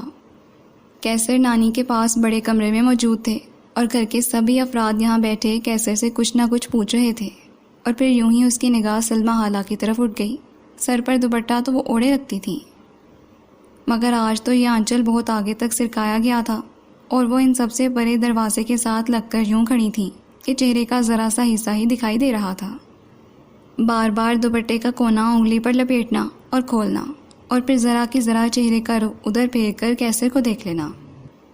اوہ یہ سب ہرا واہ سلمہ خالہ, جس کا جی چاہا چوری پکڑنے پر شور کر دے. مگر یہ مصلحت کے خلاف تھا. کیسر بھائی کے بہن کے ہاں بیٹا ہوا تھا, وہ اسی سلسلے میں مٹھائی لائے تھے. کچھ دیر بیٹھ کر جانے کی اجازت طلب کرنے لگے مگر نانی نے انہیں کھانے پر روک لیا. ممانی بہت شکریہ مگر کھانا پھر کبھی صحیح, اس وقت میں جلدی میں ہوں. بات کہنے کے دوران انہوں نے بظاہر سرسری انداز میں ادھر دیکھا جدھر سلمہ خالہ کھڑی تھی مگر فاہر کی نگاہ تو لگی ہی ان دونوں پر تھی. پھر کیوں کر جان نہ پاتا. کیسر کے اٹھنے سے پہلے سلمہ یہ جگہ چھوڑ کر غائب ہو چکی تھی. خواتین کو الوداعی سلام کرنے کے بعد وہ نانا کے کمرے میں جانے کا کہہ رہے تھے. جب کیسر بھائی باہر نکلے تو فاہر بھی تھوڑی دیر کے بعد اسی راستے پر آیا اور اس نے پردہ ہٹا کر دیکھا سلمہ اور کیسر دھیرے دھیرے مگر عجلت بھرے انداز میں باتیں کر رہے تھے. فقط 1 یا 2 منٹ وہ سلمہ کے پاس رکے. پھر ان کے لبوں کو شرمگی مسکراہٹ بخش کر نانا کے کمرے کی جانب بڑھ گئے اور سلمہ اسی مسکراہٹ کے ساتھ کچن سدھاری. یہاں زندگی اتنی بھی اداس اور ویران نہیں جتنا میں سمجھا تھا. مکینوں کی آنکھوں میں خواب, دل میں امید ابھی زندہ ہے. کیسر کو نانا کے پاس زیادہ دیر بیٹھنا تو تھا نہیں, بس سلام کرنا تھا اور اپنی امی کی جانب سے بھی حال احوال اور سلام پہنچانا تھا. اس کام میں دیر ہی کیا لگنی تھی. وہ جب ان کے کمرے سے باہر نکلے تو فاہر منتظر تھا. آتے جاتے رہا کیجیے کیسر بھائی, آپ مجھے بہت اچھے لگتے ہیں. تم بھی بہت اچھے ہو فاہر, اس گھر کے مکینوں سے بہت مختلف. آپ کو اس گھر کے مکین پسند نہیں ہے کیسر بھائی؟ یہ بات نہیں ہے فاہر, مگر مجھے ان کی ڈری سہمی اداس زندگی پسند نہیں ہے. پھر آپ نے ان کے لیے کیا کیا ہے؟ بھلا میں کیا کر سکتا ہوں؟ ماموں جان تو میری صورت دیکھنے کے بھی روادار نہیں. ان کے لہجے میں تھکن در آئی. بہت کچھ کیا جا سکتا ہے. میں تو یہی کر سکتا ہوں کہ ان کی ہمت بندھاتا رہوں اور یہ کام میں کرتا رہا ہوں؟ اگر میں آپ کو مزید کچھ کام سونپوں تو کریں گے؟ کیوں نہیں، ضرور۔ کیسر کو اپنے سے کئی برس چھوٹے نوجوان لڑکے کی بات یقیناً جوانی کا جوش ہی محسوس ہوئی تھی۔ ٹھیک ہے، پھر میں آپ کو کسی وقت بھی کال کروں گا۔ اس نے کیسر سے ہاتھ ملایا۔ کیسر کے جانے کے بعد وہ کچن میں آ گیا جہاں سلمیٰ خالہ روٹی پکا رہی تھی۔ اتنی گرمی میں تم کیوں چلے آئے؟ اندر چل کر بیٹھو، وہ دوپٹے سے چہرے کا پسینہ پونچھتے ہوئے کہہ رہی تھی۔ کوئی بات نہیں، پھر ان گرمیوں نے کون سا ہمیشہ رہنا ہے، 4 مہینوں کے لیے تو آتی ہیں۔ مہمان جان کر ہندا پیشانی سے پیش آیا کیجیے۔ جواب میں کچھ کہنے کے بجائے سلمیٰ ہنس پڑی۔ باہر پھر گویا ہوا۔ ویسے جو بہار کی مانند جاں فضا تھے، ان کی کون سی آپ نے خاطر خدمت کر لی؟ کمرے میں بھی نہیں آئیں، بس دیوار سے چمٹی کھڑی رہیں۔ کون؟ تم کن کی بات کر رہے ہو؟ اچھا، بنیے نہیں، ابھی جو یہاں سے تشریف لے کر گئے ہیں، میں انہی کی بات کر رہا ہوں۔ ہاں، وہ کیسر صاحب۔ اب بھلا میں ان سے کیا بات کرتی؟ امی ابا سے ملنے آئے تھے وہ۔ بات کا تو مجھے نہیں پتا، ایک تو میں بہت فاصلے پر تھا، دوسرے آپ دونوں بہت دھیمی آواز میں بات کر رہے تھے، اور سلمیٰ یوں گھبرائیں کہ روٹی پلٹنے والا ہاتھ گرم توے سے جھک گیا۔ سی کر کے ہاتھ پیچھے کھینچا تو طاہر نے اپنے ہاتھ میں لے لیا۔ دھیان سے، اتنا کیوں گھبرا رہی ہیں؟ مجھے بھانجا نہیں بھانجی بلکہ چھوٹی بہن سمجھیے، ایک دوست کی طرح جانیے۔ پیام و سلام بھجوانا ہو اس کے لیے بھی میں حاضر ہوں۔ ہاتھ پتر کا مضمون بھی اچھا لکھ سکتا ہوں۔ 11 سال کا تھا، محلے کی ایک باجی اپنے خط مجھ سے ایک ہیرو نما لڑکے کو بھجوایا کرتی تھی، اور اکثر میں وہ خط پڑھ لیا کرتا تھا۔ بعض کے مضمون ابھی تک یاد ہیں، آپ استفادہ کر سکتی ہیں۔ پلیز طاہر، مذاق مت اڑاؤ۔ اور ہانسی ہو رہی تھی۔ مذاق کون کم بہت اڑا رہا ہے؟ میں تو صورتحال جاننے، محبت کی گہرائی ناپنے کی کوشش کر رہا ہوں، اور آپ خفا کیوں ہو رہی ہیں مجھ غریب پر؟ میں نے کوئی ڈنڈورا تھوڑی پیٹنا ہے، بلکہ میں اس محبت کو پروان چڑھانے کے لیے اور کئی خفیہ راستے تلاش کرنے کی کوشش کروں گا۔ پلیز مجھ پر بلکہ میری صلاحیتوں پر اعتبار کریں۔ طاہر، تم ابا میاں کو نہیں جانتے۔ سلمیٰ نے اپنا ہاتھ اس کے ہاتھ سے چھڑایا اور روٹی بیلنے لگی۔ ہاں، میں نانا ابا کو زیادہ نہیں جانتا، مگر آپ تو جانتی ہیں نا، پھر سب کچھ جانتے بوجھتے اس راستے پر کیوں چل پڑی؟ وہ سب ارادے سے تھوڑی ہوا کرتا ہے، بس ہو جاتا ہے خود بخود اپنے آپ ہی۔ تو کیا آپ کیسر بھائی کے ساتھ بس وقت گزاری کر رہی ہیں؟ نہیں طاہر، تم کیسی باتیں کر رہے ہو؟ بہودا مجھے غلط مت سمجھو۔ مجھے اپنی عزت و آبرو بہت عزیز ہے، اور کیسر کے ساتھ میرا تعلق ایسا نہیں جس پر انگلی اٹھائی جا سکے۔ بس وہ مجھے اور میں انہیں اچھی لگتی ہوں۔ ان کی اماں کئی بار رشتہ لے کر ہمارے ہاں آئیں، مگر ابا میاں چونکہ ایک بار انکار کے بعد اقرار اپنی توہین محسوس کرتے ہیں، اسی لیے انکار کرتے چلے گئے۔ جب پہلی بار انکار کیا تب انکار کی وجہ کیا تھی؟ کیسر ہماری ذات برادری سے نہیں ہیں، اور کسی زمانے میں ان کی والدہ ہماری خاندانی درزن ہوا کرتی تھی۔ امی سے تبھی ان کی والدہ کی دوستی ہو گئی تھی، اور یہ بہن بھائی بے تکلف ہمارے ہاں آتے جاتے تھے۔ پھر کیسر بڑے ہوئے، انہوں نے جاب کر لی، ان کی والدہ نے سلائی کا کام چھوڑ دیا، مگر ابا کی نظر میں یہ لوگ حقیر ہیں، اور وہ ان لوگوں میں بیٹی دے کر اپنا سر نہیں جھکانا چاہتے۔ واہ نانا میاں، آپ اور آپ کے اصول۔ ویسے حالہ مجھے لگتا ہے ضد میں بھی نانا پر ہی گیا ہوں۔ دل میں ایک بار جو ٹھان لیا سو ٹھان لیا۔ کیا کہہ کر گئے ہیں کیسر صاحب؟ آئندہ چکر کب لگائیں گے؟ ان کی پشت پر آ کر کان کے قریب جھک کر وہ رازداری سے پوچھنے لگا۔ سلمیٰ جھیم گئیں، پھر بیلن اٹھاتے ہوئے بولی، فوراً یہاں سے نکل جاؤ ورنہ مار کھاؤ گے۔ لگتا ہے ابھی تک آپ نے مجھے اپنی چھوٹی بہن اور سہیلی تسلیم نہیں کیا۔ میری چھوٹی بہن نہ ہی بنو، ورنہ ابا میاں تمہیں بھی ساری عمر کنوارا رکھیں گے۔ میں آپ کی طرح بزدل اور کم ہمت نہیں ہوں باجی۔ ابا میاں نہ مانے تو میں گلی میں سبزی بیچنے والے کے ساتھ بھاگ جاؤں گی۔ ماشاءاللہ، مجھے بھی آپ سے یہی امید تھی۔ اور دونوں کھلکھلا کر ہنس پڑے۔ پھر اپنی ہنسی روکتے ہوئے طاہر بولا، میں آج بہت خوش ہوں حالہ، ورنہ جب سے یہاں آیا تھا اس گھر کے حالات مجھے مایوس کیے جا رہے تھے، مگر آج آپ کو کیسر بھائی کے ساتھ ہنستے مسکراتے دیکھ کر مجھے احساس ہوا ابھی حالات اتنے بھی خراب نہیں ہیں۔ جب آپ لوگوں نے اتنے سالوں میں جذبات پر برف نہیں پڑنے دی تو مجھے بھی مایوسی کا مظاہرہ نہیں کرنا چاہیے۔ پھر اس دن کے بعد وہ دونوں واقعی دوست بن گئے۔ سلمیٰ نے وہ تمام خوف، امیدیں، خیالات، غرض جو بھی ذہن میں تھا سب اسے کہہ ڈالا۔ کامران اور زمان کو گلا تھا کہ وہ اب انہیں کم اور سلمیٰ خالہ کو زیادہ وقت دینے لگا ہے۔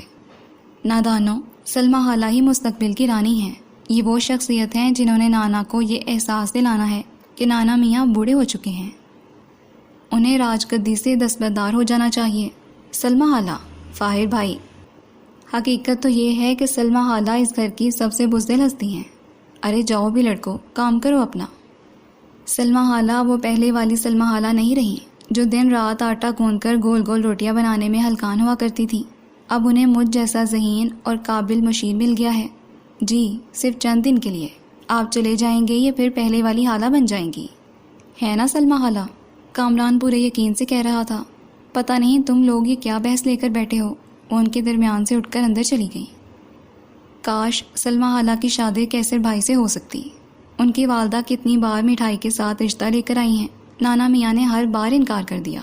او آئی سی، اب انکار کی وجہ کچھ سمجھ میں آتی ہے۔ فساد کی اصل جڑ بار بار آنے والی مٹھائی ہے۔ نانا میاں مٹھائی کھانے کے شوق میں انکار کیے چلے جا رہے ہیں۔ پیغام بھجوا دو کیسر بھائی کی بھولی والدہ کو کہ اب مٹھائی کے بغیر آئیں۔ فاہر بھائی آپ بھی نہ بس۔ دونوں ہنسے جا رہے تھے۔ پھر مانتے ہو نا میری عقل کو؟ ہم تو پہلے دن آپ کو دیکھتے ہی مان گئے تھے۔ اور یاد آیا فاہر بھائی، آپ کو تو ہماری دکان کا کرایہ بڑھوانے جانا تھا، اس کا کیا بنا؟ جائیں گے بچوں، گھبراتے کیوں ہو؟ بس ذرا مجھے کمک پہنچ جانے دو۔ کب تک آ رہے ہیں آپ کے بھائی اور دوست؟ بس جلدی پہنچنے والے ہیں۔ اس کے بعد سلمیٰ خالہ کی شادی اور اس کے بعد مزید کئی اہم کاموں کی جانب توجہ دی جائے گی۔ سلمیٰ خالہ کی شادی اتنا آسان معاملہ نہیں ہے۔ نانا میاں تو کیسر بھائی کے لیے کسی صورت راضی نہیں ہیں، ورنہ آج سے 7 برس پہلے ان دونوں کی شادی ہو چکی ہوتی۔ 7 برس سے کیسر بھائی انتظار میں ہیں۔ واقعی محبت ہو تو ایسی۔ نانا پلیز اپنی سوچ کو بدلیں، ورنہ میں آپ کو نانا کی بجائے کوئی اور نام دینے پر مجبور ہو جاؤں گا، فاہر نے دہائی دی۔ طارق اور عدیل کے بڑے بھائی راحیل کے ساتھ عدیل خود بھی چلایا تھا۔ تم دونوں چلے آئے، اب آنٹی جھاڑو پوچھا کس سے کروائیں گی؟ وہ بڑی فکر مندی سے پوچھ رہا تھا۔ ابھی منجلا وہاں ہے نا، دونوں نے تسلی دی۔ پھر عدیل اس کے گلے لگ گیا۔ بڑا اداس تھا میں، 2 مرتبہ ہانڈی بھی جلا لی اور بڑی ڈانٹ کھائی صرف تیری وجہ سے۔ اچھا اب گلا کر کے پیار کو نظر مت لگاؤ، یاد کرو صرف میرے پیسوں پر، یعنی میری وجہ سے تم بہت مرتبہ کلفیاں کھوئی ملائی والیاں بھی کھا چکے ہو۔ آہو جیسے تم دنیا میں نہ آتے تو میں کلفیاں کھوئی ملائی والیاں کھانے سے محروم رہ جاتا۔ کامران اور زمان بڑی دلچسپی سے مسکراتے ہوئے دونوں کی باتیں سن رہے تھے، جبکہ طارق اور راحیل تنبیہی نظروں سے نگور رہے تھے۔ امی کدھر ہیں؟ ان سے تو مل لیں۔ طارق نے فاہر کو اپنی جانب متوجہ کیا۔ صرف امی ہی نہیں، یہاں سب اپنے ہیں۔ آئیے۔ اندر جانے والے راستے کی جانب قدم بڑھائے۔ آج کل نانا میاں کے پاس زیادہ پیسے نہیں ہیں، اس لیے یہ راستہ بڑا محفوظ ہے۔ کیا مطلب؟ طارق نے پوچھا۔ مطلب یہ کوئی اسلحہ بردار چوکیدار یہاں دور دور تک دکھائی نہیں دیتا، ورنہ ہم تو سب سے ناپسندیدہ ہستیاں ٹھہرے ہوئے ہیں۔ پیسہ نہ ہونے کے کس قدر فوائد ہیں؟ عدیل نے کچھ جھونک کر کہا۔ کیوں؟ تم نے دنیا میں رہ کر کون سا تیر مار لینا ہے؟ مر بھی جاتے تو کیا ہوتا؟ فاہر نے سنجیدگی سے کہا۔ کامنا اور زمان کے ہنسنے پر عدیل منہ بنا کر رہ گیا۔ لڑکے اندر جا کر سب سے ملے۔ سائمہ اور عامرہ تو عدیل اور راحیل کی وجہ سے دوسرے کمرے میں چلی گئیں۔ نانا کے سوا باقی سب موجود تھے اور لڑکوں کی باتوں نے ماحول کو بے حد خوشگوار بنا دیا تھا۔ سلمیٰ شربت بنا کر لائیں تو فاہر کہنے لگا، حالا کچھ دن کے لیے آپ ریسٹ کریں، کچن میرے یہ دوست سنبھالیں گے اور ایسا اچھا سنبھالیں گے کہ اس گھر کی نسلیں یاد کریں گی۔ سلمیٰ مسکرا دی مگر سمجھی کچھ نہیں۔ تب اس نے سب کو بتایا، بہن اللہ نے دی نہیں، ان کی امی نے انہیں ہی بیٹیاں بنا لیا ہے۔ یار ہر جگہ ڈنڈورا پیٹنا ضروری ہے؟ دونوں نے احتجاج کیا۔ کیا ہے اگر ذرا یہاں بھی کچن دیکھ لو گے؟ گھس نہیں جاؤ گے؟ ایسا دوست اللہ کسی دشمن کو بھی نہ دے۔ سلمیٰ خالہ ذرا ایک گلاس مزید پلیز، شربت بہت اچھا ہے۔ جی چاہتا ہے فاہر کا گلاس بھی اٹھا کر پی جاؤں تاکہ اس کی باتوں نے دل میں جو آگ لگائی ہے وہ کچھ تو ٹھنڈی ہو سکے۔ چولہے کے قریب رہ رہ کر اس کا دل اب آگ بڑی جلدی پکڑنے لگا ہے۔ فاہر نے اور مزہ لیا۔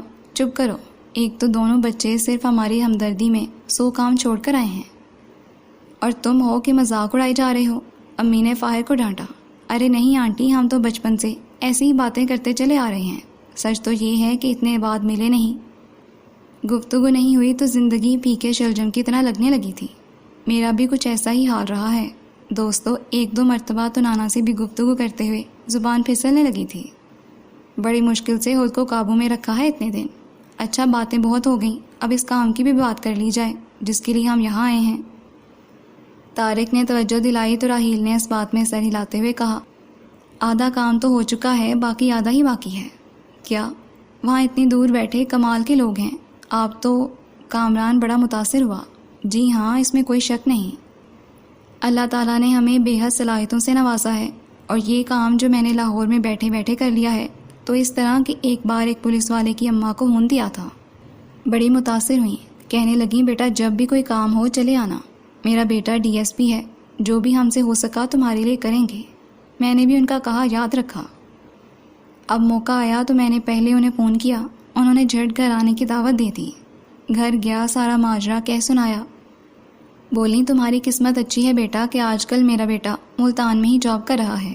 اسی وقت بیٹے کا نمبر ملایا اور پرزور تاکید کی کہ میرا کام اسے ہر صورت کرنا ہے۔ بیٹے نے پکا وعدہ کر رکھا ہے، اور میرا خیال ہے ہمیں ایک پولیس آفیسر کا ساتھ مل جانے کے بعد زیادہ مشکل پیش نہیں آئے گی، وہ بھی اس صورت میں جبکہ ہم حق پر بھی ہیں۔ راحیل بھائی کی ذہانت نے مجھے بے حد متاثر کیا ہے۔ واقعی کسی کے کام آنے سے پہلے یہ پوچھ لینا چاہیے کہ اس کے آگے پیچھے کے لوگ کیا کیا کام کرتے ہیں اور ہمارے لیے کس قدر فائدہ مند ثابت ہو سکتے ہیں۔ عدیل نے سر ہلاتے ہوئے کہا تو قریب بیٹھے راحیل نے ایک ہاتھ اس کے سر پر جڑتے ہوئے بولا، میں نے پہلے پتہ نہیں کروایا تھا، پتہ نہیں تمہیں میری نیت پر شک کرنے کی عادت کیوں پڑ گئی ہے۔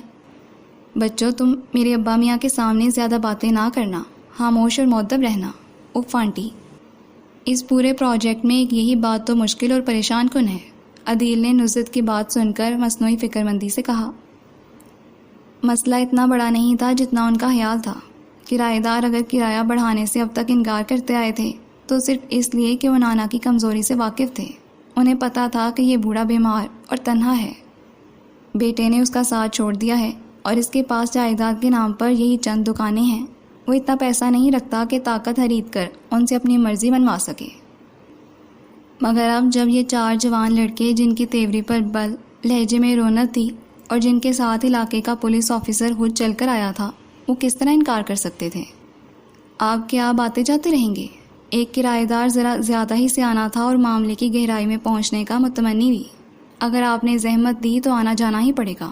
ایسے کوشش کیجئے کہ ہمیں دوبارہ زحمت نہ ہو، کرایہ نانا کو ہی مل جایا کرے۔ اچھا تو میاں صلاح الدین آپ کے نانا ہیں؟ جی ہاں، بالکل سگے والے نانا۔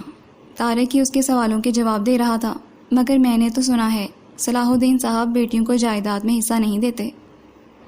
پرانا کرایہ دار بہت کچھ جانتا تھا۔ یہ ہمارا ذاتی مسئلہ ہے، آپ فی الحال اس پر دماغ نہ کھپائیں۔ گھر آ کر جہاں نانا کو کرایہ بڑھ جانے کی نوید دی، وہاں یہ بات بھی فاہر نے بتائی، مگر انہوں نے سن کر کوئی نوٹس ہی نہیں لیا۔ اگلے روز ان سب کی واپسی تھی، سوائے نانا کے سبھی نے ان کے رکنے پر اصرار کیا، مگر جانا تو تھا ہی۔ ہاں، نزت اور فاہر نے جلد آنے کا وعدہ ضرور کیا تھا۔ آپ سب بھی آئیے گا بھائی، سچ آپ سب ہمیں بہت اچھے لگے ہیں، بچے راحیل، طارق اور عدیل سے کہہ رہے تھے۔ ضرور، ہمیں بھی آپ بہت اچھے لگے ہیں۔ اچھا حالہ دعاؤں میں مجھے یاد رکھیے گا۔ میں بھی آپ کے روشن مستقبل کی دعا کروں گا۔ ارے آپ رو رہی ہیں؟ ہاں فاہر، تم میں دوست بھی دیکھا اور چھوٹے بھائی کی جھلک بھی دکھائی دی۔ تمہارے وجود نے مجھے تحفظ کا وہ احساس دیا جس کے لیے میں ہمیشہ ترستی رہی ہوں۔ اب جا رہے ہو تو بہت یاد آؤ گے۔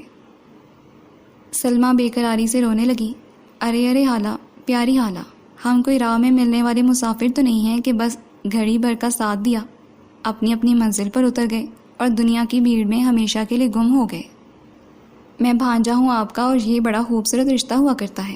جب میری ضرورت پڑے مجھے یاد کر لیجیے گا، میں دوڑا چلاؤں گا۔ فاہر، ہم تو حالات کے ستائے بہت تھکے ہارے بیچارے سے لوگ ہیں، کہیں ایسا نہ ہو اپنی دنیا میں جا کر تم ہمیں بھول ہی جاؤ۔ یقین کرو اس گھر کا بچہ بچہ تم سے محبت کرنے لگا ہے۔ میں، تمہاری رفت حالہ، ثروت حالہ اور تمہاری نانی، ہم سب تمہارے جانے سے بے حد اداس ہیں۔ میں بھی آپ سب کو بہت مس کروں گا، اور یہ تھکے ماندے لوگ ایک دم فریش زندگی سے بھرپور دکھائی دینے لگیں، یہ میری دلی تمنا ہے، اور اسے عملی جامہ پہنانے کے لیے میں بھرپور کوشش بھی کروں گا۔ وہ چلا آیا، مگر بہت دنوں تک ان سب کے اداس چہرے اسے یاد آتے رہے۔ نیلوفر کے ساتھ اس نے ان سب کی بہت سی باتیں کی، اور سلمہ حالہ کے بارے میں بتایا۔ ان کی صورت تم سے بہت ملتی ہے، لیکن وہ تم سے کہیں زیادہ خوبصورت ہیں۔ بھائی اب کب جاؤ گے؟ مجھے بھی ساتھ لے چلنا۔ نیلوفر بڑے شوق سے ان سب کی باتیں سنا کرتی تھی۔ نانا نے گھر میں فون تو لگوا رکھا تھا، مگر سیٹ صرف ایک تھا جو ان کے کمرے میں رکھا تھا، اور اس پر وہ صرف خود ہی بات کیا اور سنا کرتے تھے۔ یہاں آ کر چاہنے کے باوجود وہ کسی سے بھی بات نہیں کر سکا۔ انہی دنوں راحیل کی شادی کا ہنگامہ بہت اچانک ہی جاگ اٹھا، یہاں تک کہ بیٹھے بیٹھے اکثر راحیل بھی یہ بات کہہ دیتا، مجھے یقین نہیں آ رہا کہ میری ہی شادی ہو رہی ہے۔ ایک تو ہماری امی ہر کام رازداری سے کرنے کی ضرورت سے کہیں زیادہ آتی ہیں، اب اگر خاندان میں برسوں پہلے ہی میری بات پکی کر دی گئی تھی تو اس میں چھپانے والی آخر کون سی بات تھی؟ شکر کریں اب بھی بتا دیا ہے، ورنہ یہ بھی تو ہو سکتا تھا سوتے میں آپ کا انگوٹھا نکاح نامے پر ثبت کروا لیا جاتا، اور صبح آنکھ کھلنے پر کمرے میں ایک پرائی دوشیزہ کو دیکھ کر آپ مارے شرم کے پہلے پانی پانی ہوتے، پھر قالین میں جذب ہو کر ہمیشہ کے لیے داغے مفارقت دے جاتے۔ منحوسو، تم سے تو کوئی بات کرنا ہی فضول ہے بھائی۔ اگر قسمت سے شادی ہو ہی رہی ہے تو اچھی اچھی باتیں کرو، کوئی شادی بیاہ کے گیت گاؤ۔ شادی بیاہ کے گیت ہمیں نہیں آتے۔ فاہر نے راحیل سے چھوٹے نبیل کی جیب سے رومال نکالا اور اپنے جوتے صاف کرنے لگا۔ اوئے کمبخت، ہفتے سے میلا رومال لیے گھوم رہا تھا، آج ہی دھویا تھا تو نے اب ناقابل استعمال کر دیا۔ اچھا دفع کرو، رومال کو نیا لے آنا، کوئی گیت گاؤ، بلکہ عدیل تم آج شام کو کرائے پر ڈھولک بھی لے آنا، اور بازار میں شادی بیاہ کے گیتوں کی کتابیں ملتی ہیں، 2-4 وہ بھی خرید دینا۔ ٹھیک ہے، مگر ڈھولک کی تھاپ کے ساتھ ساتھ مدھر آواز کا جادو بھی خود ہی جگانا، ہمیں اس سلسلے میں معافی رکھنا۔ بالکل ٹھیک، ویسے بھی یہ موقع دلہا دلہن کے لیے ہی اہم ہوتا ہے، باقی سب تو ایویں ہاں مہا پاگل بنے ہوتے ہیں۔ فاہر کی بات سے سب نے ہی اتفاق کیا۔ راحیل نے کچھ کہنے کی کوشش کی تھی، مگر ان کے شور میں اس کی آواز دب گئی۔ وے کم بختو، جہاں اکٹھے ہوتے ہو پاگلانہ کھل جاتا ہے، شام کو تمہارے ددیال والے پہنچ رہے ہیں، خاطر مدارت میں ذرا بھی کوئی کمی رہ گئی گھر سر پر اٹھا لیں گے اور میرے اگلوں پچھلوں کو ایک کر دیں گے۔ اٹھ جاؤ، کچھ خیال کرو میرا، اور میرے ساتھ مل کر کچن بھی دیکھ لو۔ آنٹی، آپ نے خواہ مہا سسرال والوں کو ہوا بنا رکھا ہے، آپ کو اللہ نے ماشاءاللہ 3 کڑیل جوان بیٹوں سے نوازا ہے، مت پرواہ کریں سسرال کی۔ ارے فاہر بیٹا، کیا بتاؤں تمہیں، یہ ایسے لوگ ہیں کہ ان کے ابا کے ہمیشہ کان بھرتے رہے ہیں، اور انہوں نے مجھے ہمیشہ ان کی خدمت کے لیے وقف کرنے میں دیر نہیں لگائی۔ بس آنٹی بس، آپ نے اتنی سی بات کہہ کر ہی میرے جوان ہون میں ارتعاش پیدا کر دیا۔ آپ مزید کچھ نہ کہیں، ورنہ میں ان ظالم سسرال والوں کی اینٹ سے اینٹ بجا دوں گا۔ اور آپ تینوں کیسے بیٹے ہیں؟ ماں مصائب کی چکی میں پس رہی ہے، اور ادھر احساس نام کی کوئی چیز ہی نہیں۔ میں کہہ دیتا ہوں، اب اس اہم موقع پر سسرال والوں کو آنٹی کی اہمیت کا اندازہ ہو جانا چاہیے، انہیں پتہ چل جانا چاہیے اب وقت بدل گیا ہے، اور آنٹی اب پہلے جیسی مظلوم بے زبان بہو اور بھابھی نہیں رہیں۔ ہاں وہ سب تو ٹھیک ہے، مگر ابا سے ڈر لگتا ہے، وہ سب کے سامنے بے عزت کر دیتے ہیں۔ نبیل نے اتفاق کرنے کے باوجود ہچکچاتے ہوئے کہا تھا، اور وہ جو تمہاری ماں کی اتنے سالوں سے بے عزتی ہو رہی ہے۔ فاہر نے چمک کر کہا۔ راحیل نے بھی سر ہلایا۔ تم ٹھیک کہتے ہو فاہر، اب ہمیں ان سب کو بتا دینا چاہیے کہ ہماری ماں حالات کی ستائی ہوئی عورت نہیں ہے، ہم اس کے ساتھ ہیں، اور اگر ابا نے بھی اس معاملے میں کچھ بولنے کی کوشش کی تو انہیں بھی بتا دیں گے کہ ماں ہمارے لیے کتنی محترم ہے۔ شاباش، فاہر نے داد دی، پھر آنٹی سے بولا، جائیے جا کر آرام کیجیے، کچن آپ کے سگر بیٹے دیکھ لیں گے۔ اچھا مگر خیال سے، کافی کچھ بنانا ہے، اور وہ بھی ٹائم سے۔ 6 بجے یہ لوگ بہاولپور سے پہنچ جائیں گے، اور آتے ہی فرمائشیں شروع۔ بس میں نے کہا نا، آپ کو اب ان کی فکروں میں دبلے ہونے کی ضرورت نہیں ہے، آرام کیجیے۔ آنٹی کو مطمئن کر کے بھیجنے کے بعد وہ 2 گھنٹے یہیں بیٹھے گپے ہانکتے رہے، پھر کچن میں اکٹھے ہو گئے۔ کیا پکائیں؟ ٹیبل کرسی گھسیٹ کر بیٹھ گیا۔ چاول ابال لو، ساتھ میں آلو گوشت کا شوربہ بنا لو، دہی اور سلاد۔ فاہر نے مشورہ دیا۔ سلاد کو گولی مارو، اتنے ٹبر کے لیے کاٹتے کاٹتے ہاتھ تھک جائیں گے۔ عدیل نے انگڑائی لی۔ میری تو شادی ہے، میں کچھ نہیں پکاؤں گا، راحیل نے اعلان کیا۔ کیوں نہیں پکائیں گے آپ؟ ساری مصیبت آپ کی وجہ سے ہی تو آ رہی ہے۔ چاول آپ ابالیں گے، آلو گوشت عدیل بنائے گا، اور شوربہ بنانے کے لیے پانی کا بے دریغ استعمال میں کروں گا۔ سلاد بھی میں کاٹوں گا اور ایسے کاٹوں گا کہ کھانے والے مدتوں یاد کریں گے. یار وہ ابا جی برا مانیں گے. نبیل ڈر رہا تھا. انکل کے لیے بھونتے ہوئے سالن الگ کر دینا. ہاں یہ ہو سکتا ہے. ویسے بھی ابا جی کھانا الگ تھلگ سکون سے کھانے کے عادی ہیں. وہ یہی سمجھیں گے سارے مہمان ایسا ہی سوندھی سوندھی خوشبو والا بھنا ہوا گوشت کھا رہے ہیں. مگر یہ ددیال والے چپ کہاں بیٹھیں گے؟ فوراً ابا سے شکایت لگائیں گے. راحیل کے کہنے پر فاہر نے مکہ میز پر مارا. میں ابھی مرا نہیں ہوں، زندہ ہوں. خبردار جب کسی نے بزدلی کی بات کی. غضب ادا کا. کچن میں گھس گھس کر دل بھی عورتوں کی طرح نازک ہو گئے ہیں. بکو مت. ہمیں لڑکیوں سے ملا کر ہماری غیرت کو مت للکارو ورنہ خون کی ندیاں بہہ جائیں گی. کیا تم لوگ انہی چاقو چھریوں سے خودکشی کر لو گے؟ نہیں، تمہیں جہنم واصل کریں گے. جی اور خود ساری عمر ددیال والوں کی جوتیاں سیدھی کریں گے. اس نے تیزی سے جملہ مکمل کیا. چلو بحث سمیٹو اور مزیدار کھانا بنانے کی تیاری کرو. عدیل فریج کی جانب لپکا. 6:30 بجے کے قریب ددیال والے گول در گول اترنے لگے. ارے اتنی لڑکیاں ہیں تمہارے خاندان میں، پھر بھی تم لوگوں کی ویلیو نہیں ہے. چاروں کچن کی جالی دار کھڑکی سے جھانک کر دیکھ رہے تھے. ویلیو کیوں نہیں ہے؟ چچی اور 2 عدد پھوپھیاں راحیل پر اپنا پہلا حق سمجھتی تھیں. تب امی نے ابا سے کہا اگر ان میں سے کسی ایک کی بیٹی لی تو باقی 2 ناراض ہو جائیں گی، اور آپ کا خاندان جو آپس میں مثالی محبت رکھتا ہے راحیل کی وجہ سے ٹوٹ پھوٹ کا شکار ہو جائے گا. بہتر ہے بچے کا رشتہ فیملی سے باہر کر کے سب کو یکجا رکھا جائے. ابو نے پہلی بار امی کی بات مان لی اور راحیل بال بال بچ گیا. شکر کرو تمہارے ابا کے ذہن میں یہ خیال نہیں آیا کہ امیدوار 3 ہیں اور میرے حسین و جمیل بیٹے بھی 3 ہیں. ایک ایک تینوں کی جھولی میں ڈال دیتا ہوں. ہاں واقعی بھائی، اللہ کا لاکھ لاکھ شکر ہے ابا کا دماغ فاہر کی طرح زرہیز نہیں ہے. تینوں نے اسی وقت کلمہ شکر ادا کیا.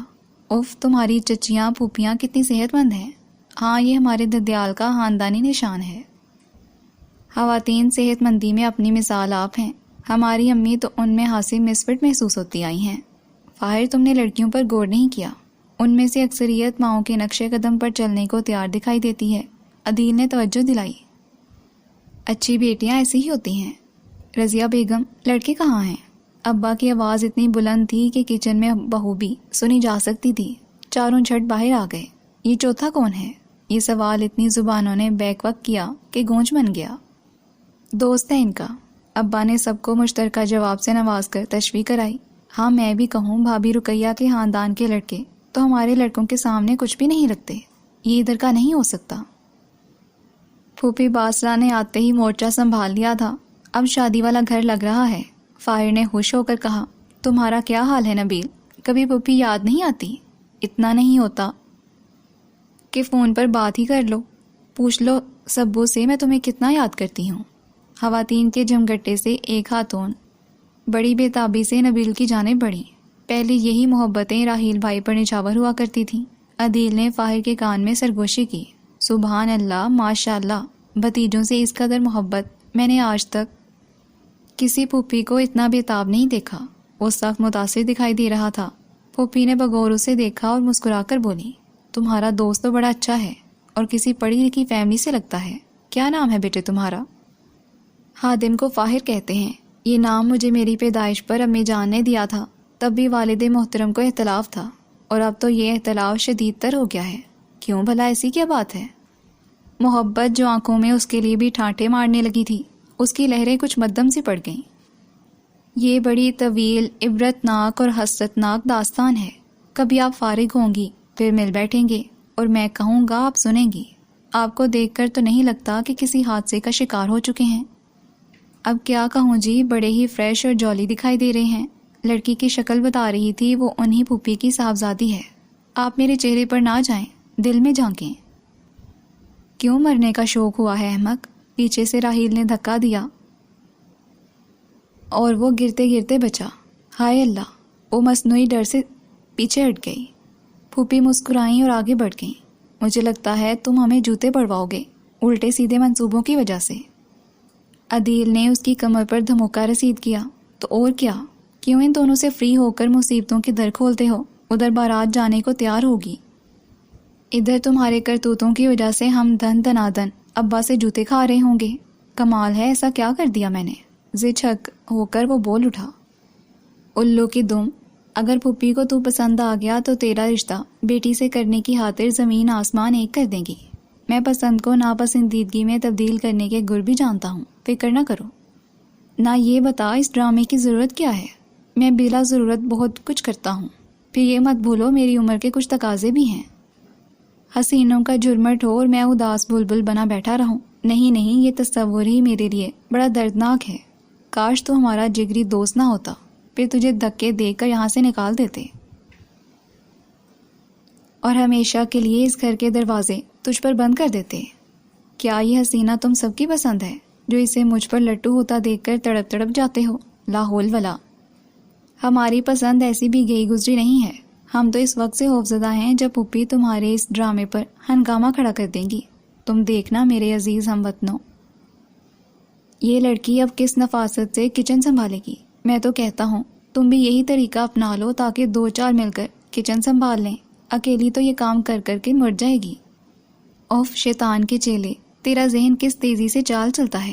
مگر میں پھر کہتا ہوں پھپھی کی بیٹی کی جگہ مرکزی کردار کسی اور کو بنا لے۔ اس کو میں نے تھوڑی بلایا ہے، وہ اور اس کی اماں کچی ڈور سے بندھی خود ہی چلی آئی ہیں۔ اگر کوئی اور بھی آتی پھر بھی غور کیا جا سکتا تھا۔ نالائکو، مفت ہو رو، بد ہدایتو، منہ اٹھائے کھڑے ہو۔ مہمانوں کو چائے شربت ہمسایہ آ کر پوچھیں گے۔ عدیل کے ابا دوبارہ جلوہ افروز ہوئے اور بہنوں بھائیوں بھابھیوں بہنوئیوں کے جھرمٹ میں کھڑے ہو کر لڑکوں کی عزت افزائی فرمائی۔ بھابھی ابھی تک دکھائی نہیں دی، کیا اب ہم سے ملنا بھی گوارا نہیں ہے؟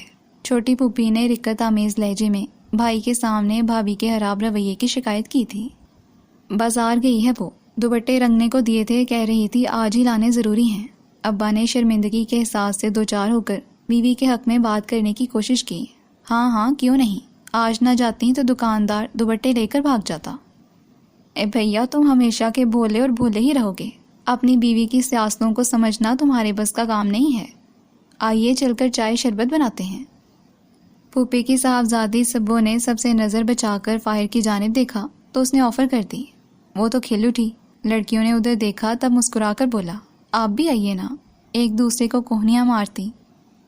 دو چار مزید کچن تک آ گئیں جہاں عدیل اور نبیل چائے اور شربت کی تیاریوں میں بری طرح مصروف تھے۔ ارے آپ کیوں چلی آئیں، چل کر بیٹھیے، ہم چائے لاتے ہیں۔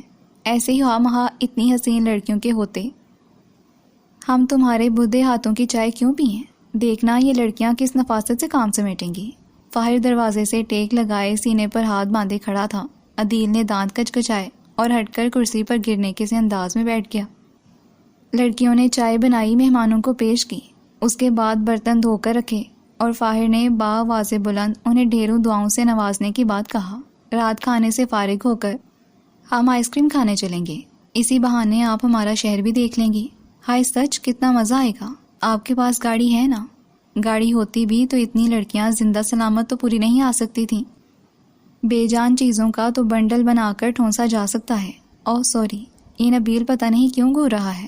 یار میں نے آئس کریم تمہارے پلے سے تھوڑی کھلانا ہے، تم آئس کریم کھلاؤ یا حالی آئس، مجھے کیا؟ نبیل نے شانے اچکا کر منہ پھیر لیا۔ لڑکیوں نے ہونٹ سکیڑ کر ناراضی سے نبیل کو دیکھا اور سر جھٹک کر مزید بیزاری کا مظاہرہ بھی کر دیا، پھر فاہر کے قریب ہو کر کھڑی ہو گئی۔ آپ لوگ بور ہو رہی ہوں گی، ہال میں ڈھولک رکھی ہے، جائیے جا کر شوق فرمائیے۔ آپ بھی آؤ نا فاہر، مزہ آئے گا۔ وہ اصرار کرنے لگیں، مجھے ابھی تھوڑا کام ہے، آپ بسم اللہ کیجیے۔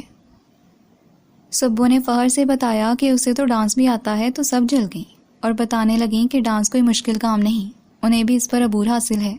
ہائے کیا تربیت کی ہے آپ کی والداؤں نے، کس قدر زندہ دل ہیں آپ۔ جس گھر جائیں گی رونق میلہ لگ جائے گا۔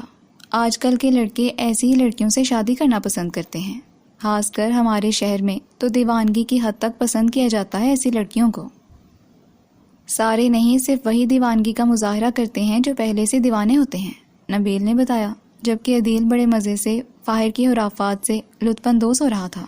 میرے خیال میں لڑکیوں کو زمانے کے ساتھ چلنا چاہیے، کسی دانشور حسینہ نے خیالات کا اظہار کیا۔ بالکل درست کہا آپ نے، اور زمانہ کدھر جا رہا ہے اس کا اندازہ کیبل دیکھ کر ہی لگایا جا سکتا ہے۔ بھلا لڑکوں کو لفٹ نہ کروانے والی عمر عزیز کے 20-22 سال کتابوں میں سر کھپانے اور کچن میں کھانے پکانے کی ٹریننگ لینے والی بھی کوئی لڑکیاں ہیں؟ بوڑھی روحیں، صبح سویرے ہی اٹھ بیٹھنے والیاں، کچن میں جا کر آٹا گوندنے، آملیٹ کے لیے پیاز کاٹنے والی ہر پرائے لڑکے سے فری نہ ہونے والی لڑکیاں اب تو لڑکوں کو زہر لگتی ہیں، سب کو نہیں صرف سرپھروں کو۔ نبیل نے پھر وضاحت کی اور ان سب لڑکیوں کو بدمزہ کیا۔ میاں صاحب کہہ رہے ہیں ان کے کمرے میں چائے بھجوا دیں، اور حالی چائے نہ ہو ساتھ میں انڈوں کا حلوہ بنا لیں، اور بازار سے سموسے لانے کے لیے مجھے کہا ہے۔ ملازم لڑکا جو صرف شام کے اوقات میں آتا تھا اور نانا اس سے اپنے کچھ کام کروایا کرتے تھے، کمرے میں موجود خواتین میں سے کسی ایک کو مخاطب کیے بغیر پیغام دے رہا تھا، یہ کون آ گیا ہے آج ابا سے ملنے؟ سب سے پہلے رفت نے ایسے اہتمام کا سن کر کچھ حیرت اور تجسس کے ساتھ پوچھا، ہوگا کوئی پرانا ملنے والا؟ نانی اب کسی بات پر چونکتی نہیں تھی۔ بہت امیر آدمی ہے جی، لمبی گاڑی میں آئے ہیں۔ میاں صاحب ان کی آمد سے پہلے ہی مجھ سے گیٹ کھلوا چکے تھے، اور خود ان کے انتظار میں ادھر ہی گیٹ کے آس پاس ٹہل رہے تھے۔ اور ہاں اماں بیگم، توبہ، ایک تو میرا دماغ پتہ نہیں کیوں پھرا رہتا ہے، بتانا یاد نہیں رہا میاں صاحب نے آپ کو بھی اپنے کمرے میں بلوایا ہے۔ مجھے تو ابھی مغرب کی نماز ادا کرنی تھی۔ اچھا چلو پہلے ان کے کمرے تک ہو آتی ہوں۔ خود کلامی کرتے دوپٹہ سر پر جماتی وہ سست قدموں کے ساتھ چل دی۔ سروت چائے اور انڈوں کا حلوہ بنانے کچن میں چلی گئیں۔ تب کب سے خاموش بیٹھی سلمہ بولی، رفت آپا، آج کا دن کتنا لمبا اور اکتا دینے والا ہے۔ روزانہ ایسے ہی دن اور ایسے ہی راتیں ہوتی ہیں، آج کے دن تمہیں یہ سب زیادہ کیوں لگ رہا ہے؟ پتہ نہیں کیوں آپا، میرا دل گھبرا رہا ہے، میں آج بہت اداس ہوں، اور آپ ذرا اس فاہر کی بے وفائی تو دیکھیں، جب سے گیا ہے پلٹ کر خبر ہی نہ لی۔ حالانکہ نزہت آپا کا ایک بار فون اور 2 مرتبہ خط بھی آ چکا ہے۔ فاہر نوجوان ہے، اس کی زندگی میں بہت گہما گہمی ہے، کہاں وہ ہم سب کو یاد رکھ پایا ہوگا، اپنی خوبصورت دنیا میں جا کر مگن ہوگا۔ رفت کے ہونٹوں پر اداس سی مسکراہٹ آ ٹھہری تھی۔ بہت وعدے کر کے گیا تھا وہ آپا۔ سلمہ آج واقعی بہت تنہائی محسوس کر رہی تھی۔ اچھا اب کہ نزہت کا فون آیا تو کہوں گی، فاہر سے کہیے وہ بھی ہمیں فون کر لے۔ آپا میرا دل کرتا ہے میں خود ہی اسے فون کروں، مگر کیسے؟ ابا میاں تو سیٹ کو لاک کر کے رکھتے ہیں، پتہ نہیں وہ ہماری طرف سے کیسے کیسے وہموں کا شکار ہیں۔ چھوڑو سلمہ، کوئی اور بات کرو۔ آپا جب نزہت آپا اور فاہر یہاں آئے تھے کتنی رونق ہو گئی تھی، یوں لگتا تھا سویا ہوا محل جاگ گیا ہے۔ وہ مجھ سے کہہ رہا تھا کچھ روز کے لیے ہمارے ساتھ چلو، مگر میں نہیں مانی۔ مجھے ابا میاں کا خوف تھا نا، ان سے پوچھے بغیر بھی میں یہ جانتی ہوں کہ وہ کبھی مجھے جانے کی اجازت نہیں دیں گے۔ اور آپا، فاہر اپنے ابا کی کتنی تعریف کرتا ہے، یہ سب سن کر مجھے حیرت ہوتی ہے۔ میں نے ایک اپنا باپ دیکھا ہے، ایک آپ کے بچوں کا دیکھا ہے، دونوں ہی سنگ دل اور خود غرض۔ میں تو سمجھی تھی مرد نہ شوہر کے روپ میں اچھا ہوتا ہے نہ باپ کے روپ میں، مگر فاہر کچھ اور کہتا تھا۔ سلمہ بی بی، آپ کو میاں صاحب اپنے کمرے میں بلا رہے ہیں۔ ملازم پھر آیا تھا چونکا دینے والے پیغام کے ساتھ مجھے، مگر کیا وہ مہمان چلے گئے؟ سلمہ کی حیرت یقینی تھی۔ نہیں بھئی، وہ تو ابھی بیٹھے ہیں، تمہیں سننے میں غلطی تو نہیں ہوئی؟ ایسے ہی ہوا مہا سلمہ بی بی، آپ ہی کا تو نام ہے۔ ہاں نام تو میرا ہی ہے۔ وہ بے دلی سے اٹھ کھڑی ہوئیں، جھجکتی ہوئی ابا میاں کے کمرے میں داخل ہوئیں تو ذرا کی ذرا نگاہ اٹھا کر حاضرین کو دیکھا۔ کچھ تسلی ہوئی، اجنبی صورت ایک ہی تھی، وہ بھی 60-65 سے کم کہاں ہوں گے۔ یہ میری چھوٹی صاحبزادی ہے سلمہ، ابا نے تعارف کروایا۔ اچھا ماشاء اللہ، سبحان اللہ، کھڑی کیوں ہیں؟ تشریف رکھیے۔ لہجہ پر شفقت نہیں، پر اشتیاق سا تھا۔ سلمہ ابا کے برابر والی کرسی پر ٹک گئی۔ کیا مشاغل ہیں سلمہ بی بی آپ کے؟ کچھ نہیں، مختصراً کہا اور ساتھ ہی نفی میں سر بھی لایا۔ انہیں یہاں بیٹھنا اچھا نہیں لگ رہا تھا۔ کیا یہ شخص اپنے بیٹے کے رشتے کے لیے آیا ہے؟ اگر ایسا ہے تو یہ بہت برا ہوگا، میں کیسر کے سوا کسی اور کا تصور بھی نہیں کر سکتی۔ ابا کو مجھ سے ضد کیوں ہے؟ 2 بیٹیاں اپنی ضد کی بھینٹ چڑھا دی ہیں، اب بھی پچھتاوا نہیں ہے، ابھی بھی حسرت باقی ہے جو مجھے بھی زندہ درگور کرنا چاہتے ہیں۔ میری خدا، میں کیا کروں؟ کہاں جاؤں؟ سلمہ کیا تم سن رہی ہو؟ ابا میاں نے 2 مرتبہ پکارا۔ وہ میز کی طرف مسلسل دیکھ رہی تھیں اور اپنی سوچوں میں گم تھیں۔ مہمان نے اس سے کوئی سوال کیا تھا جو انہوں نے سنا نہیں۔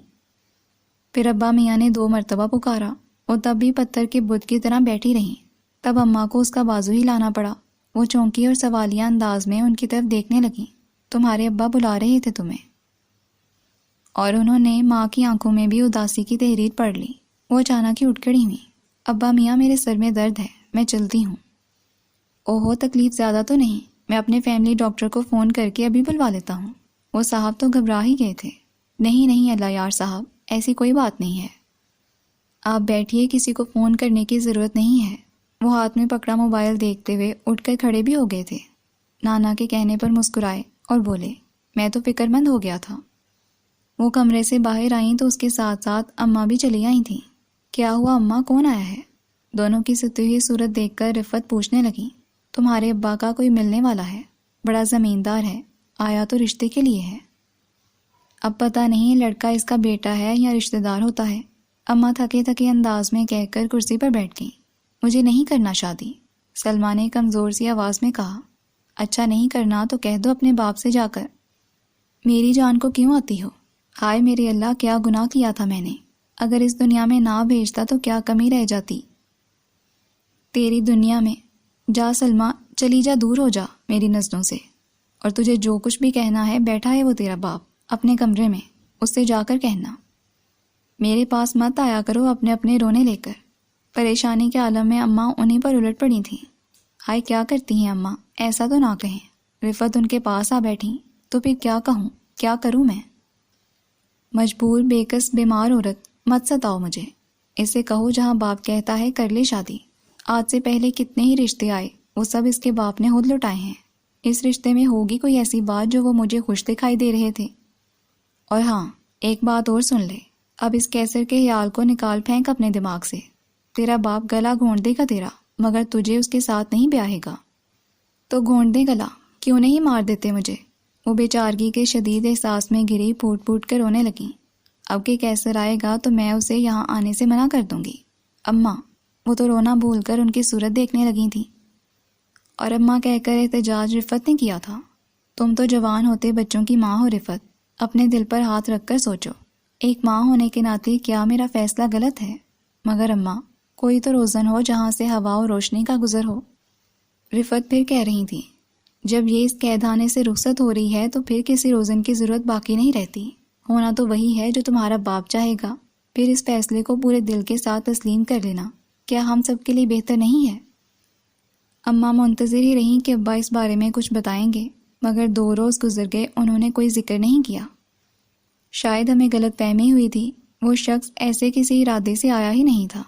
اماں کی اس بات نے سلمہ کے اندر کی بے چینی کو ختم کر دیا، مگر اماں کی اداسی اور فکریں تو وہیں کی وہیں تھیں۔ پہلے وہ اس خیال سے پریشان ہوئی جاتی تھیں کہ اگر سلمہ کے ابا نے اس کا رشتہ اپنی مرضی سے طے کر دیا تو اس حساس لڑکی کا کیا بنے گا، اور اب اس سوچ سے کہ یہ باقی کی عمر اسی دہلیز پہ گزار دے گی، اس کے نصیب میں کیا دلہن بن کر یہاں سے رخصت ہونا لکھا ہی نہیں، اور یہ اس روز سے 5ویں روز کی بات ہے۔ گرم دوپہر کے بعد وہ قدرے معقول شام تھی۔ سلمہ نہا کر گیلے بالوں کو پشت پر پھیلائے صحن میں کرسی ڈالے بیٹھی تھی۔ نائمہ اور سائمہ اس سے کچھ فاصلے پر زور و شور سے کسی بحث میں الجھی ہوئی تھیں۔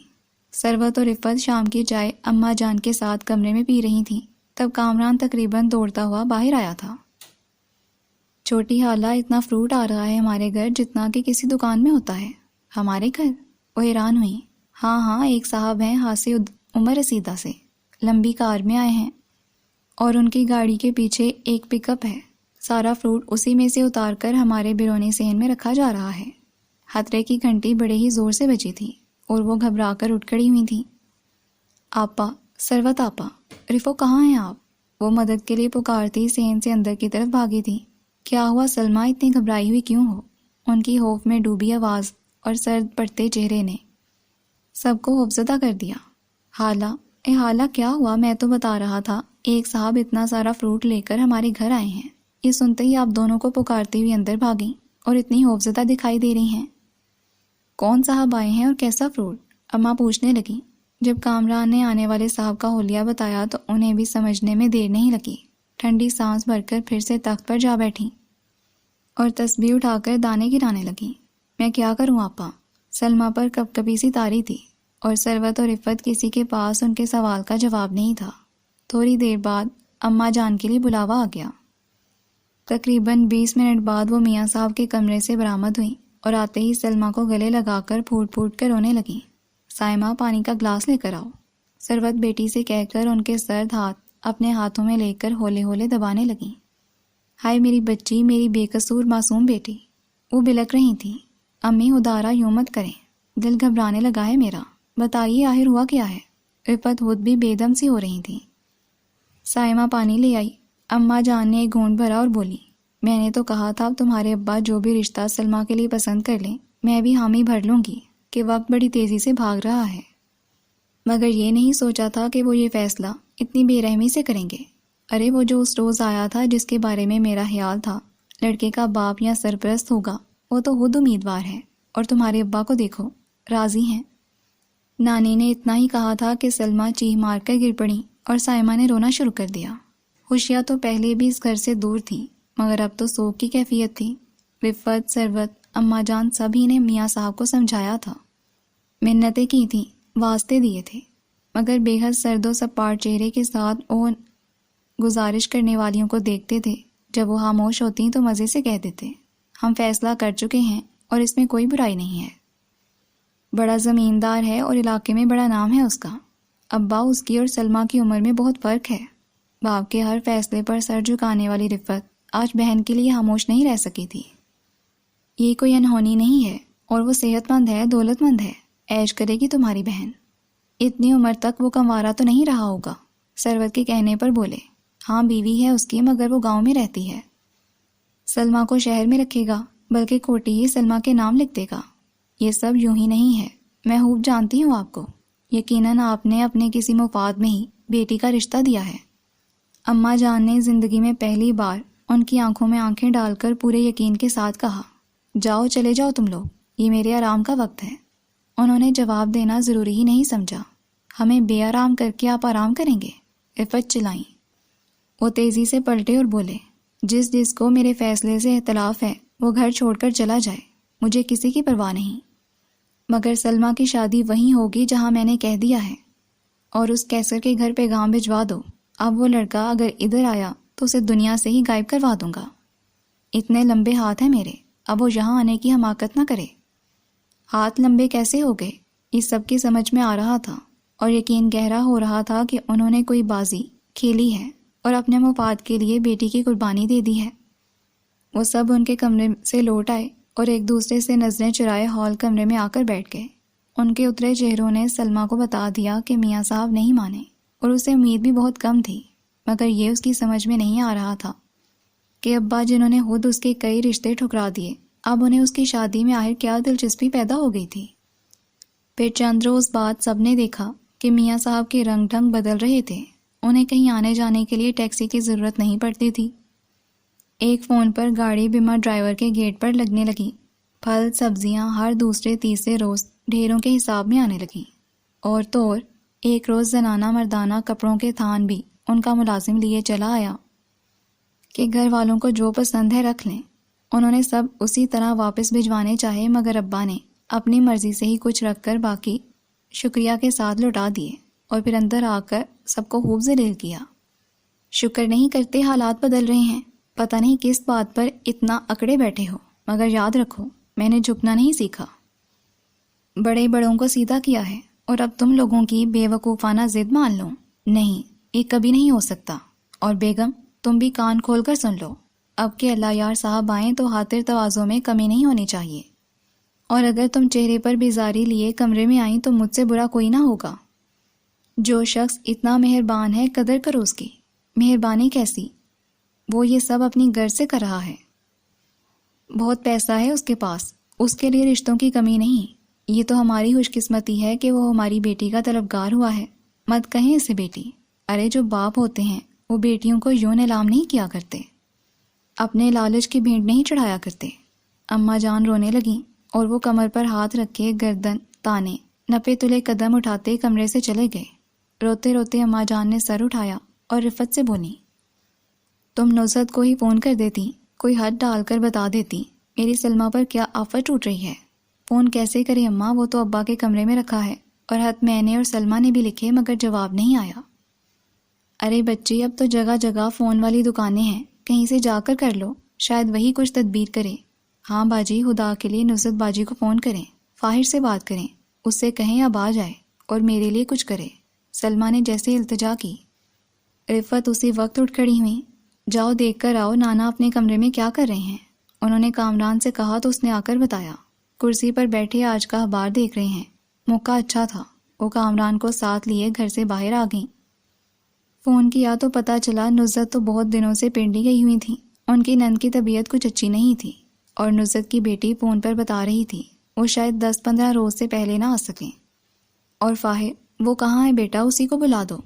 پچھلے دنوں ان کے دوست کے بڑے بھائی کی شادی تھی، اسی میں مصروف رہے، اور آج کل ہماری بھابھی کے ابو مکان بنوا رہے ہیں، انہوں نے فاہر بھائی کو بھی نگرانی اور چھوٹے موٹے کاموں کے لیے ساتھ لگا رکھا ہے۔ بیٹا فاہر سے کہنا تمہاری سلمہ خالہ بہت پریشان ہیں، تم پہلی فرصت میں آنے کی کوشش کرو، اگر دیر ہو گئی تو کچھ بھی باقی نہیں رہے گا۔ کیا ہوا سلمہ خالہ کو؟ فاہر بھائی تو ان کی اور آپ سب کی بہت باتیں کرتے ہیں۔ بس بیٹا کیا بتاؤں، دعا کرو اللہ خیر ہی رکھے، اور فاہر کو میرا پیغام ضرور دے دینا۔ مگر نیلو نے فاہر کو اسی وقت فون کر کے رفت کے فون کے بارے میں بتایا، اور فاہر اگلے روز دوپہر کے 1 بجے ان کے سامنے بیٹھا تھا۔ جو کچھ انہوں نے بتایا وہ واقعی پریشان کن تھا، اور فی الحال اس کے سامنے کوئی حل بھی تو نہیں تھا۔ اس نے روتے ہوئے سلمہ پر ایک نظر ڈالی اور بولا، نانی کیا میں نانا سے بات کروں؟ نہیں نہیں بچے، اس کا کوئی فائدہ نہیں، بیٹیوں کے معاملے میں ہمیشہ سے ان کا دل پتھر رہا ہے۔ اچھا آپ لوگ پریشان نہ ہوں، کوئی نہ کوئی حل نکل ہی آئے گا۔ رات کو بستر پر لیٹے ہوئے اسے یہ خیال آیا تھا کہ اللہ یار کے بیوی بچے بھی ہیں، کیوں نہ ان سے ملا جائے اور انہیں ساری صورتحال سے آگاہ کیا جائے۔ ہو سکتا ہے اللہ یار یہ شادی ان سے خفیہ رکھ کے کر رہا ہو، اور پتہ چلنے پر وہ خود ہی اسے روک لیں۔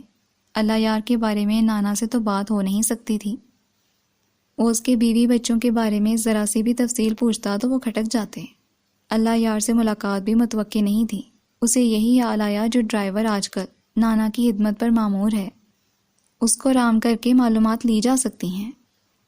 اور صبح جب وہ آموں کے 3 کریٹ لے کر آیا تو کامران کی اطلاع پر فاہر یہ کہتے ہوئے باہر کو لپکا، نانا کو ابھی اس کی آمد کے بارے میں نہیں بتانا، اور جاتے ہی دوستانہ انداز میں ہاتھ ملا کر ڈرائیور کو حیران کیا کہ اس گھر میں تو ایک مغرور بدمزاج بابا ہی اسے ملا کرتا تھا، جسے خواہ مہا روگ جھاڑنے کا شوق تھا۔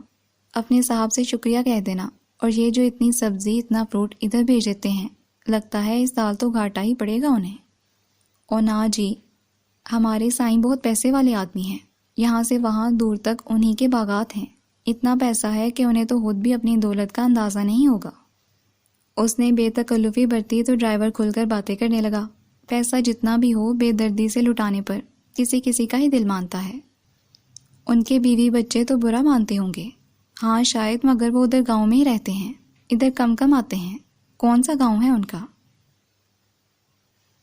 ٹاٹے پور سے بالکل قریب ہے، ڈرائیور نے پتہ بتایا، اور اس نے اللہ یار کے دونوں لڑکوں کا نام بھی پوچھ لیا، پھر بڑی مسرت کا اظہار کرتے ہوئے بولا، ارے کلیم کو تو میں بڑی اچھی طرح جانتا ہوں، یہ تو پتا تھا وہ ادھر ہی کسی علاقے کا رہنے والا ہے، مگر یہ میں کب جانتا تھا کہ وہ اللہ یار صاحب کا بیٹا ہے۔ ڈرائیور سے ملنے کے بعد وہ اندر آیا تو خاصا مطمئن دکھائی دیتا تھا، بیٹھتے ہی بولا، مجھے لگتا ہے کام بن جائے گا۔ کیسا کام؟ بہت سی آوازیں ابھریں، میں سلمہ خالہ کی شادی اللہ یار سے رکوانے میں کامیاب ہو جاؤں گا۔ اچھا ایسا کیا سوچ لیا ہے تم نے؟ سب ہوش ہو گئے، ابھی مت پوچھیں، بس کل میں اللہ یار کی بیوی اور بچوں سے ملنے اس کے گاؤں جا رہا ہوں۔ تمہیں ان کا کیسے پتہ چلا؟ مجھے لگتا ہے بچپن میں امی نے مجھے سیریلیک کی جگہ ببر شیر یوریا کھلائی ہے، تبھی میرا دماغ بڑا زرخیز ہے۔ اور اس کی صلاحیتوں پر تو سب کو ہی یقین تھا کہ لب مسکرانے لگے تھے۔ کب جاؤ گے ان سے ملنے؟ اور وہ رہتے کہاں ہیں؟ اماں بھی نے پوچھا تھا۔ یہاں سے کچھ دور ایک گاؤں میں رہتے ہیں، میں کل صبح سویرے ہی نکل کھڑا ہوں گا۔ ہمیں جو بھی کرنا ہے جلدی کرنا ہے، پتہ نہیں نانا کس وقت کون سا دھماکہ کر دیں۔ اللہ تمہیں ہمیشہ خوش رکھے بیٹا، تم تو ہمارے لیے امید کی کرن بن کر آئے ہو۔ اماں بھی کی پلکیں بھیگ رہی تھیں۔ صبح بہت سی امیدیں لیے وہ اللہ یار کے گاؤں جانے کے لیے بذریعہ وین روانہ ہوا تھا۔ گاؤں ویسا ہی تھا جیسا کہ جنوبی پنجاب کے گاؤں ہوا کرتے ہیں، ہرا بھرا آم اور کینوں کے باغات سے سجا ہوا۔ وین نے اسے جی ٹی روڈ پر آم کے باغ کے قریب چھوڑا تھا۔ باغ میں اسے کوئی زیرو نظر نہیں آیا۔ وہ چھوٹا سا بیگ کاندھے پر ڈال کر کچے راستے پر ہو لیا۔ کچھ دور چلنے کے بعد اسے کھیت اور کھیتوں میں چلتا ٹیوب ویل نظر آنے لگا۔ ٹیوب ویل کے قریب بہت سی عورتیں کپڑے دھو رہی تھیں۔ بچے نہا رہے تھے اور مرد بھی ٹولیوں میں بیٹھے گپے ہانک رہے تھے۔ اور راستے سے اتر کر کھیتوں کے درمیان پگڈنڈی پر چلنے لگا۔ ابھی وہ ان سے کچھ فاصلے پر تھا کہ وہ اس کی طرف متوجہ ہو گئے۔ کچھ مرد اپنی جگہ سے اٹھے اور اس کی جانب چلنے لگے۔ ننگے دڑنگ بچوں نے بھی ان کی پیروی کی۔ عورتیں اپنی جگہ سے اٹھیں تو نہیں، لیکن کام چھوڑ کر ادھر دیکھنے ضرور لگی تھیں۔ مجھے اللہ یار صاحب کے بیٹوں سے ملنا ہے۔ سب سے پہلے اپنے تک پہنچنے والے مرد سے ہاتھ ملانے کے بعد وہ فوراً بولا، اچھا جی، آپ بڑے سائیں کے مہمان ہیں، پھر تو سارا پنڈ اپنا ہی سمجھیں۔ اب وہ سب اسے بہت احترام سے دیکھ رہے تھے۔ ان میں سے 2 معتبر قسم کے مرد اسے اللہ یار کے بیٹے کلیم کے ڈیرے پر لے گئے۔ خاصا بڑا اور پکا ڈیرا تھا۔ آم کے باغ کے درمیان یہ کافی خوبصورت عمارت تھی۔ یہ ڈیرا اللہ یار سائیں نے بنوایا تھا، مگر اب تو وہ شہر میں ہی رہتے ہیں، ادھر نہیں آتے۔ اس جگہ کو کلیم سائیں استعمال کرتے ہیں۔ اللہ یار کے 2 بیٹے ہیں نا؟ اس نے پوچھا۔ ہاں جی، ہیں تو 2، مگر بڑے والا تو سائیں لوگ ہے، بیچارے کو اپنا ہوش ہی کہاں ہے۔ سب کچھ کلیم سائیں ہی دیکھتے ہیں۔ بڑے اچھے ہیں جی کلیم سائیں، غریبوں کے ہمدرد ہیں۔ اگر سب کچھ ان کے ہاتھ میں آ جائے تو ہم غریبوں کی قسمت ہی بدل جائے۔ دیہاتیوں کی طرح مسلسل بولنا اس کا بھی شوق تھا، اور یہ شوق باہر کے کام آ رہا تھا۔ پتہ نہیں سائیں ڈیرے پر ہوگا بھی یا نہیں، میں پتہ کر کے آتا ہوں۔ وہی شخص آگے بڑھ گیا اور اچھی خبر کے ساتھ واپس آیا۔ کلیم موجود تھا۔ اسے نہ پہچان سکنے کے باوجود اچھی طرح ملا اور ملازم سے آم ٹھنڈے کر کے لانے کو کہا۔ فاہر نے بھی فوراً مدعا بیان نہیں کیا، ادھر ادھر کی باتیں کرتا رہا، اس کے ڈیرے اور اخلاق کی تعریف کی۔ بس جی، یہ میری اماں کی تربیت ہے۔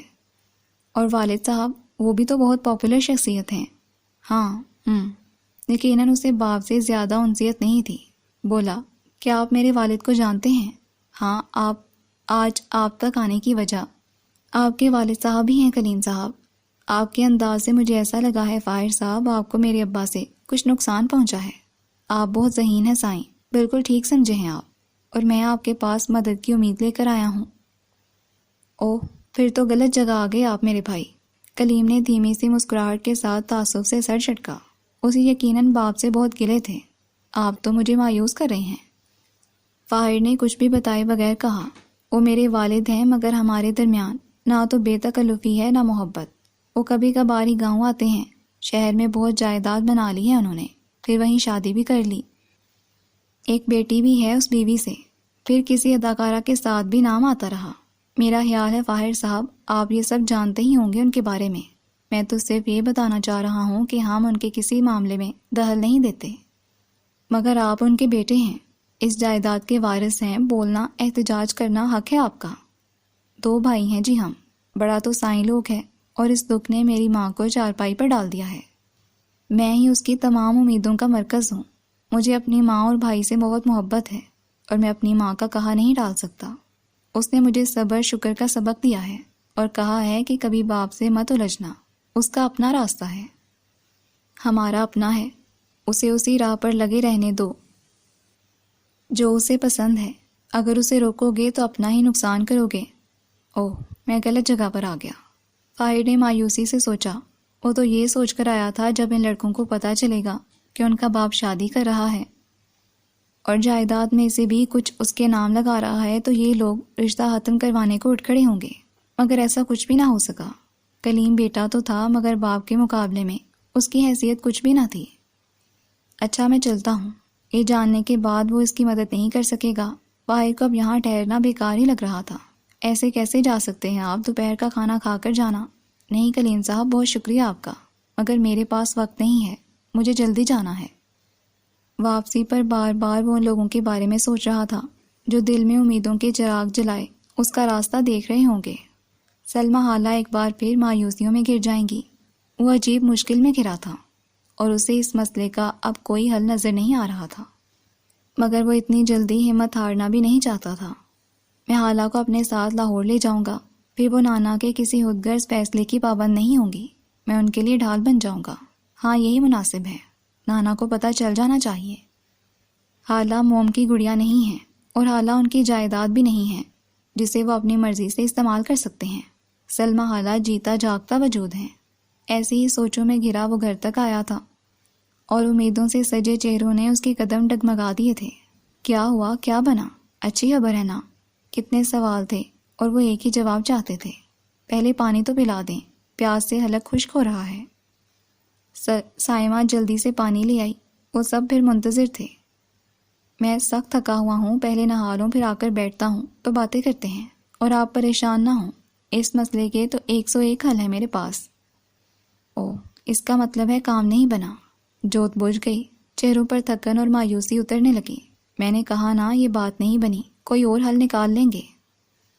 تمہارے نانا اب تک جیتتے ہی آئے ہیں، وہ اب بھی جیت جائیں گے۔ اماں بھی بالکل مایوس تھیں۔ وہ نہانے کے لیے اٹھ کھڑا ہوا، نہا کر واپس آیا، تب بھی وہ سب یہیں اسی جگہ اسی پوزیشن میں بیٹھے تھے جیسے وہ چھوڑ کر گیا تھا۔ کھانا لاؤں آپ کے لیے؟ سائمہ نے پہلے اسے پانی لا کر دیا تھا، اب کھانے کے لیے فکر مند ہوئی۔ ہاں لے آؤ، مجھے اچھی خاصی بھوک لگ رہی ہے۔ وہ کچن کی طرف چلی گئی۔ اس نے سلمہ حالہ کے اداس چہرے کی جانب دیکھا اور بولا، میں نے فیصلہ کیا ہے حالہ، میں آپ کو اپنے ساتھ لاہور لے جاؤں گا۔ لہجے کی سنجیدگی ارادے کی پختگی کو ظاہر کرتی تھی۔ لڑکوں نے جھٹ اس فیصلے کو سراہا، مگر خواتین خاموش تھیں۔ بس آپ تیاری کر لیجئے، ہم جلد ہی یہ شہر چھوڑ دیں گے۔ نہیں فاہر، میں کوئی کچی عمر کی جذباتی لڑکی تو نہیں ہوں، تو میں آپ کو کسی غلط راہ پر تھوڑی چلنے کا مشورہ دے رہا ہوں۔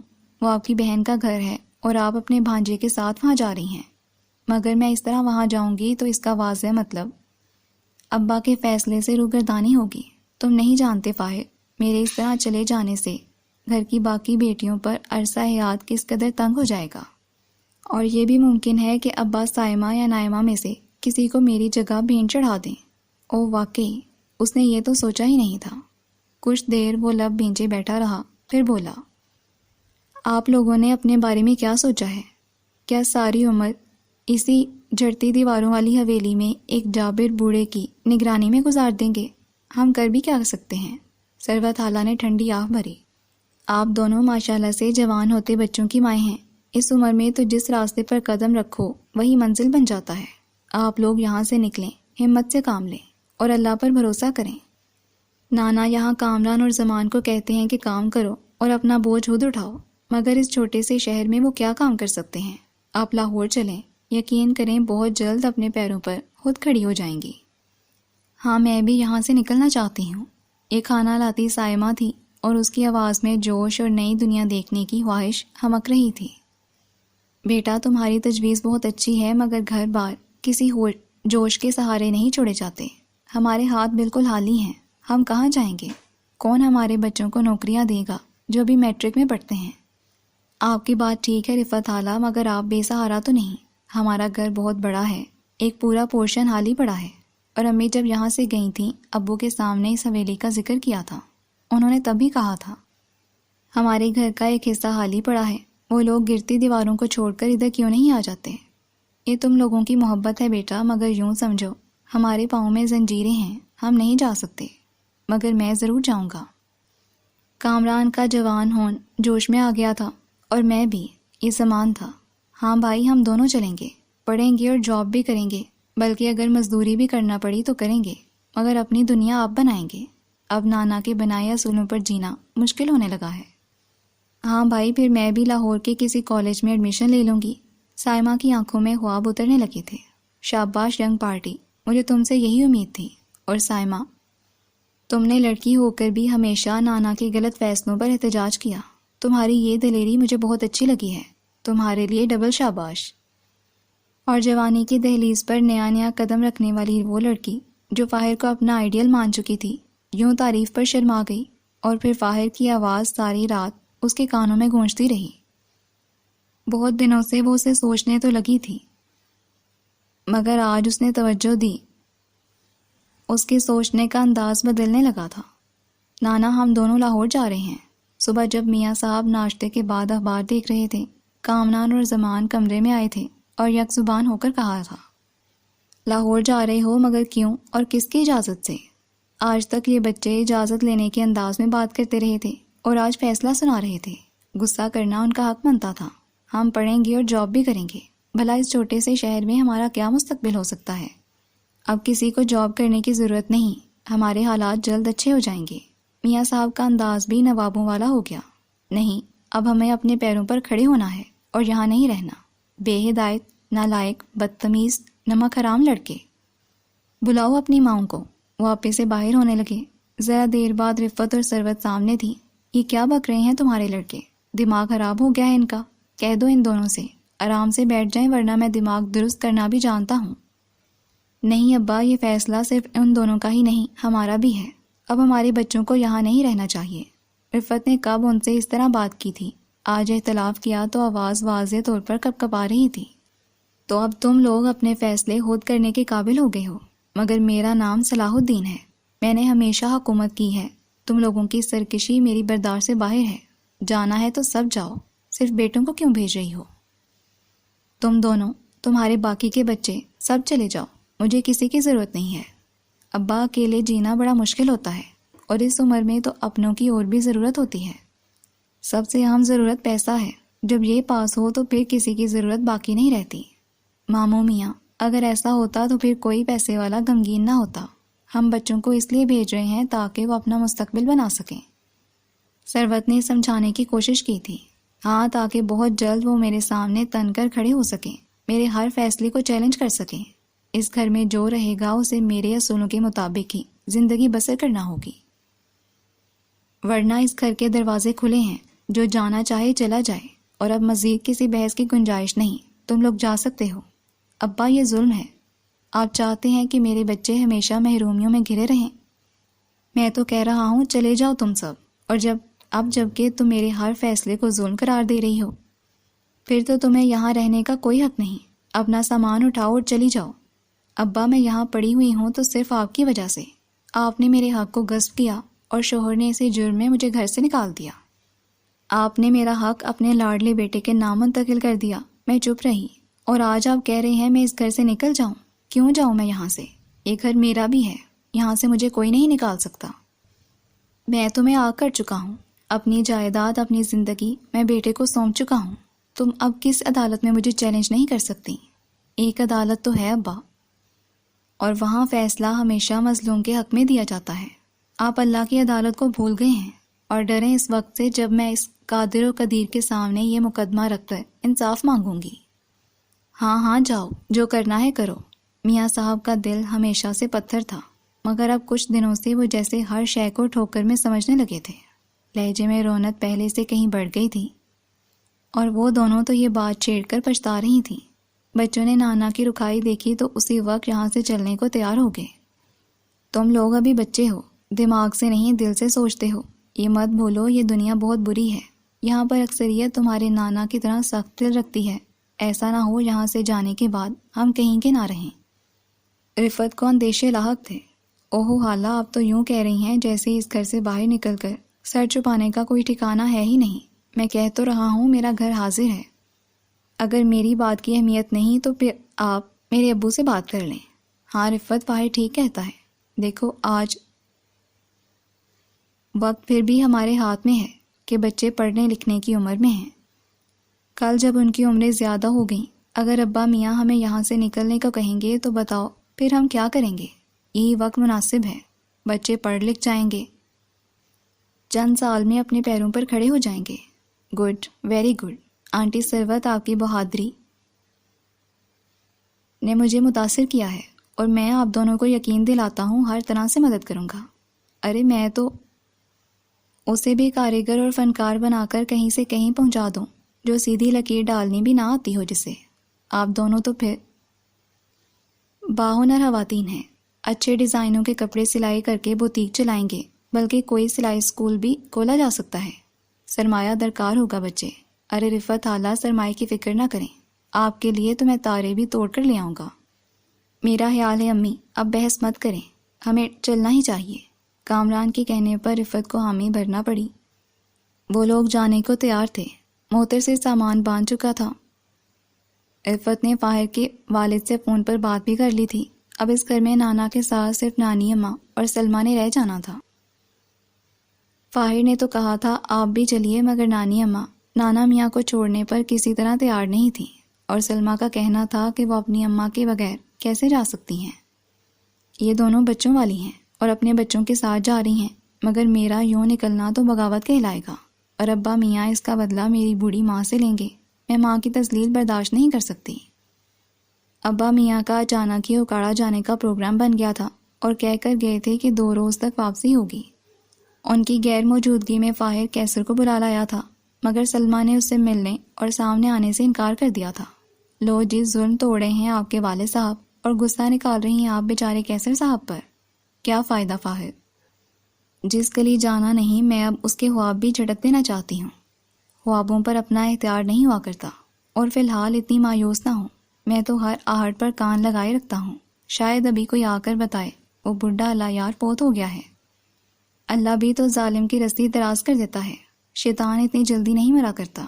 جلدی کہاں، اچھے خاصی عمر رسیدہ ہو چکے ہیں۔ اچھا تم جاؤ، کہہ دو کیسر سے مجھے نہیں ملنا۔ وہ اس بات میں سر ہلاتے ہوئے چلا گیا اور جا کر کیسر کو ادھر بھیج دیا۔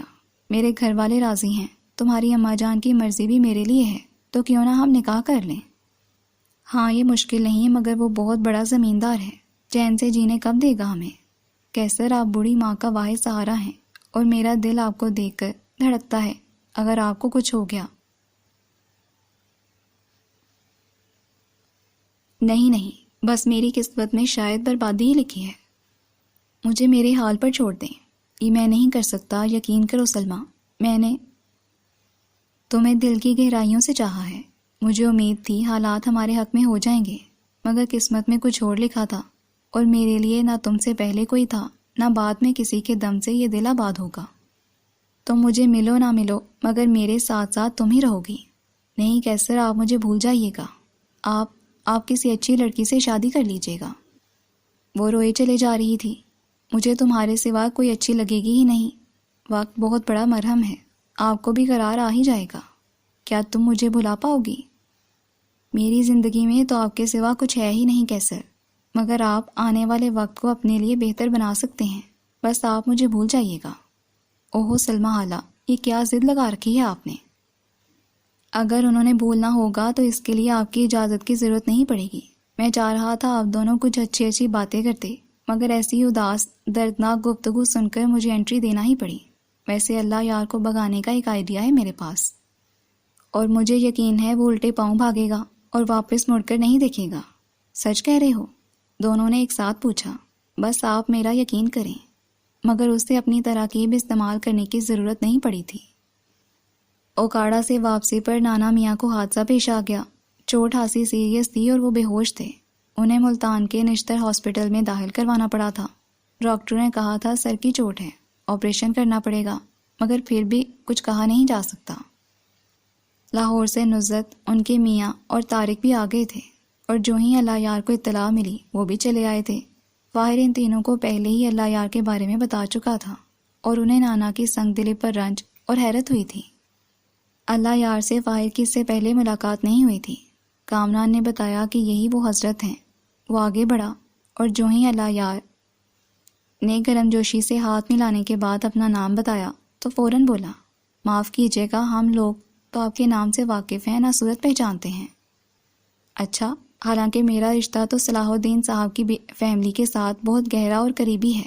خیر، آپ ان کی بیگم صاحبہ کو بلوائیے، وہ مجھے پہچانتی ہیں اور میرے تعلق کو بھی جانتی ہیں۔ جی کیوں نہیں، ابھی بلواتا ہوں۔ وہ اندر گیا اور اماں بی کو کچھ سمجھا کر لے آیا۔ انہیں دیکھتے ہی اللہ یار صاحب کرسی سے اٹھے، مؤدبانہ سلام عرض کرنے کے بعد حادثے پر افسوس کا اظہار کیا۔ نانا کی جلد صحت یابی کی خواہش کا اظہار ہوا، پھر بولے، اس وقت آپ کی فیملی کے بہت سے ممبر یہاں موجود ہیں، میرا تعارف ہی ان سب سے کروا دیں۔ آپ کا کیا تعارف کرواؤں، جبکہ میرا خیال ہے آپ میرے شوہر کے کچھ ایسے پرانے دوستوں میں سے بھی نہیں ہیں۔ انہوں نے فاہر کی سمجھائی بات کے عین مطابق کہا، جی کیا مطلب؟ اللہ یار صاحب کچھ حیران سے ہوئے، مگر کچھ سوچ کر خاموش ہو رہے۔ اماں بھی ذرا دیر ہی بیٹھیں، پھر اٹھ کر اندر چلی گئیں، البتہ فاہر وہیں موجود رہا۔ کمال ہے، صلاح الدین صاحب نے اپنی فیملی کو بتایا تک نہیں۔ کس بارے میں نانا جان؟ آپ کو شاید میرا نانا جان کہنا برا لگا، مگر آپ نانا کے دوست ہیں۔ عمر میں ان سے شاید کچھ کم ہو، مگر لگتے بالکل ان کے برابر کے ہی ہیں۔ انہوں نے اپنی بیٹی سلمہ کا رشتہ مجھ سے طے کیا تھا۔ نانا کہنے پر وہ بہت ہی بدمزہ ہوئے تھے۔ آپ سے طے کیا اور آپ نے قبول کر لیا؟ وہ بے یقین تھا۔ ہاں کر لیا قبول، دولت مند ہوں، رکھ سکتا ہوں انہیں۔ فاہر کو ان کا یہ انداز ایک بار پھر تاؤ دل آ گیا۔ اوف، میں نے آپ کو پہچاننے میں غلطی کس طرح کر لی؟ آپ تو گریٹ ہیں، ایسی لڑکی جس کا دماغی توازن درست نہ ہو، جو اپنے پہلے شوہر کو قتل کرنے کی کوشش کر چکی ہو۔ آپ نے اس کے لیے ہاں کر دی، میں کن الفاظ میں آپ کا شکریہ ادا کروں؟ حالانکہ خطرناک دوروں نے تو گھر بھر کا سکون برباد کر رکھا تھا۔ فاہر مزید کچھ کہتا مگر اللہ یار کے چہرے پر تباہ کن زلزلوں کے آثار دکھائی دیکھ کر رک گیا۔ کیا ہوا؟ کیا میں کچھ غلط بول گیا؟ ہائے میری کینچی زبان ایک بار چل پڑے تو رکنے کا نام ہی نہیں لیتی۔ یقیناً نانا نے آپ سے چھپایا ہوگا کہ ان کی بیٹی لا علاج مرض کا شکار ہے۔ ہاں وہ بھلا کیوں بتاتے؟ بڑے ہی کائیاں شخص ہیں، میرے ابا کی اور ان کی تو کبھی نہیں بنی۔ میں چلتا ہوں۔ وہ اب مزید رکنے کو تیار نہیں تھے۔ ضرور، مگر پہلے ہماری فیملی سے مل تو لیجیے، اور کچھ لوگ یہ جان کر کہ آپ نے حالہ کے لیے ہاں کی ہے آپ کی بے وقوفی پر ہنسیں گے، مگر پرواہ مت کیجیے گا۔ میں نے کوئی ہاں نہیں کی، یہ صلاح الدین کی اپنی خواہش تھی، مگر میرا ایسا کوئی ارادہ کبھی نہیں رہا۔ مگر ابھی تو آپ کچھ اور کہہ رہے تھے۔ ٹھہریے، میں آپ کو ایسے تو نہیں جانے دوں گا۔ اور تم ہوتے کون ہو میرے راستے میں آنے والے؟ جانتے نہیں ہو میں کون ہوں اور کتنی دہشت ہے میری اس علاقے میں؟ اور اس عیار بوڑھے نے میرے ساتھ چلاکی کی کوشش کی، اگر وہ بستر مرگ پر نہ ہوتا تو میری گولی سے مرتا۔ تم لوگ مجھ پر کوئی دعویٰ نہیں کر سکتے، میں جا رہا ہوں۔ وہ لمبے لمبے ڈگ بھرتے تیزی سے باہر نکل گئے۔ واہ میرا زرہیز دماغ! اس نے اپنے سر پر ہاتھ پھیرا اور پھر یہ خبر سب کو سنانے اندر چلا گیا۔ اس کی بات سن کر ہنسے تو سب ہی، مگر شاباش بھی بہت ملی۔ اب میرا اگلا مشورہ یہ ہے کہ نانا کے ہوش میں آنے سے پہلے سلمہ خالہ کا نکاح کیسر صاحب سے کر دیا جائے۔ ہاں یہ بھی معقول تجویز ہے۔ ابو نے سب سے پہلے اتفاق کیا۔ اور مردوں میں یہاں ابو سے زیادہ معتبر کون تھا؟ وہی اس وقت گھر کے سربراہ تھے، اور نانا کی قسمت کے جس بیٹے کو ہمیشہ بیٹیوں پر فوقیت دی وہ انہیں دیکھنے بھی نہیں آیا تھا۔ بڑی سادگی سے سلمہ خالہ کا نکاح کیسر سے ہو گیا، مگر لڑکیوں نے ارمان پورے کرنے کو شوق کپڑے ضرور پہن لیے تھے، اور فاہر نے دیکھ لیا تھا کہ نیلے لباس میں ملبوس سائمہ بار بار اس کے سامنے سے گزری تھی۔ امی جی، جب میری شادی کا ارادہ ہو تو اس لڑکی کو نظر میں رکھیے گا۔ جب وہ چائے کے برتن سمیٹتی اس کے قریب آئی تھی تب اس نے امی سے کہا تھا، اور ٹرے میں رکھے 15-20 کپ ٹرے سمیت اچھی خاصی آواز کے ساتھ فرش پر گر کر کرچیوں میں بدل گئے تھے۔ تم بھی نہ فاہر، بچی کے سامنے کچھ حیا کرو۔ امی نے اس کے سر پر شپت رسید کی۔ سائمہ کچن میں بھاگ گئی۔ نصرت رفت کی طرف متوجہ ہوئی اور وہ سب کو باتوں میں مصروف چھوڑ کر کچن کی طرف چل پڑا۔ اسے سائمہ سے کچھ کہنا تھا، وہی سب جو تنہائی میں کہنا ہی اچھا لگتا ہے۔ جی لسنرز، یہ ناول تو کمپلیٹ ہو گیا ہے۔ نیکسٹ کسی نئے ناول کے ساتھ جلدی ملاقات ہوگی۔ اللہ حافظ۔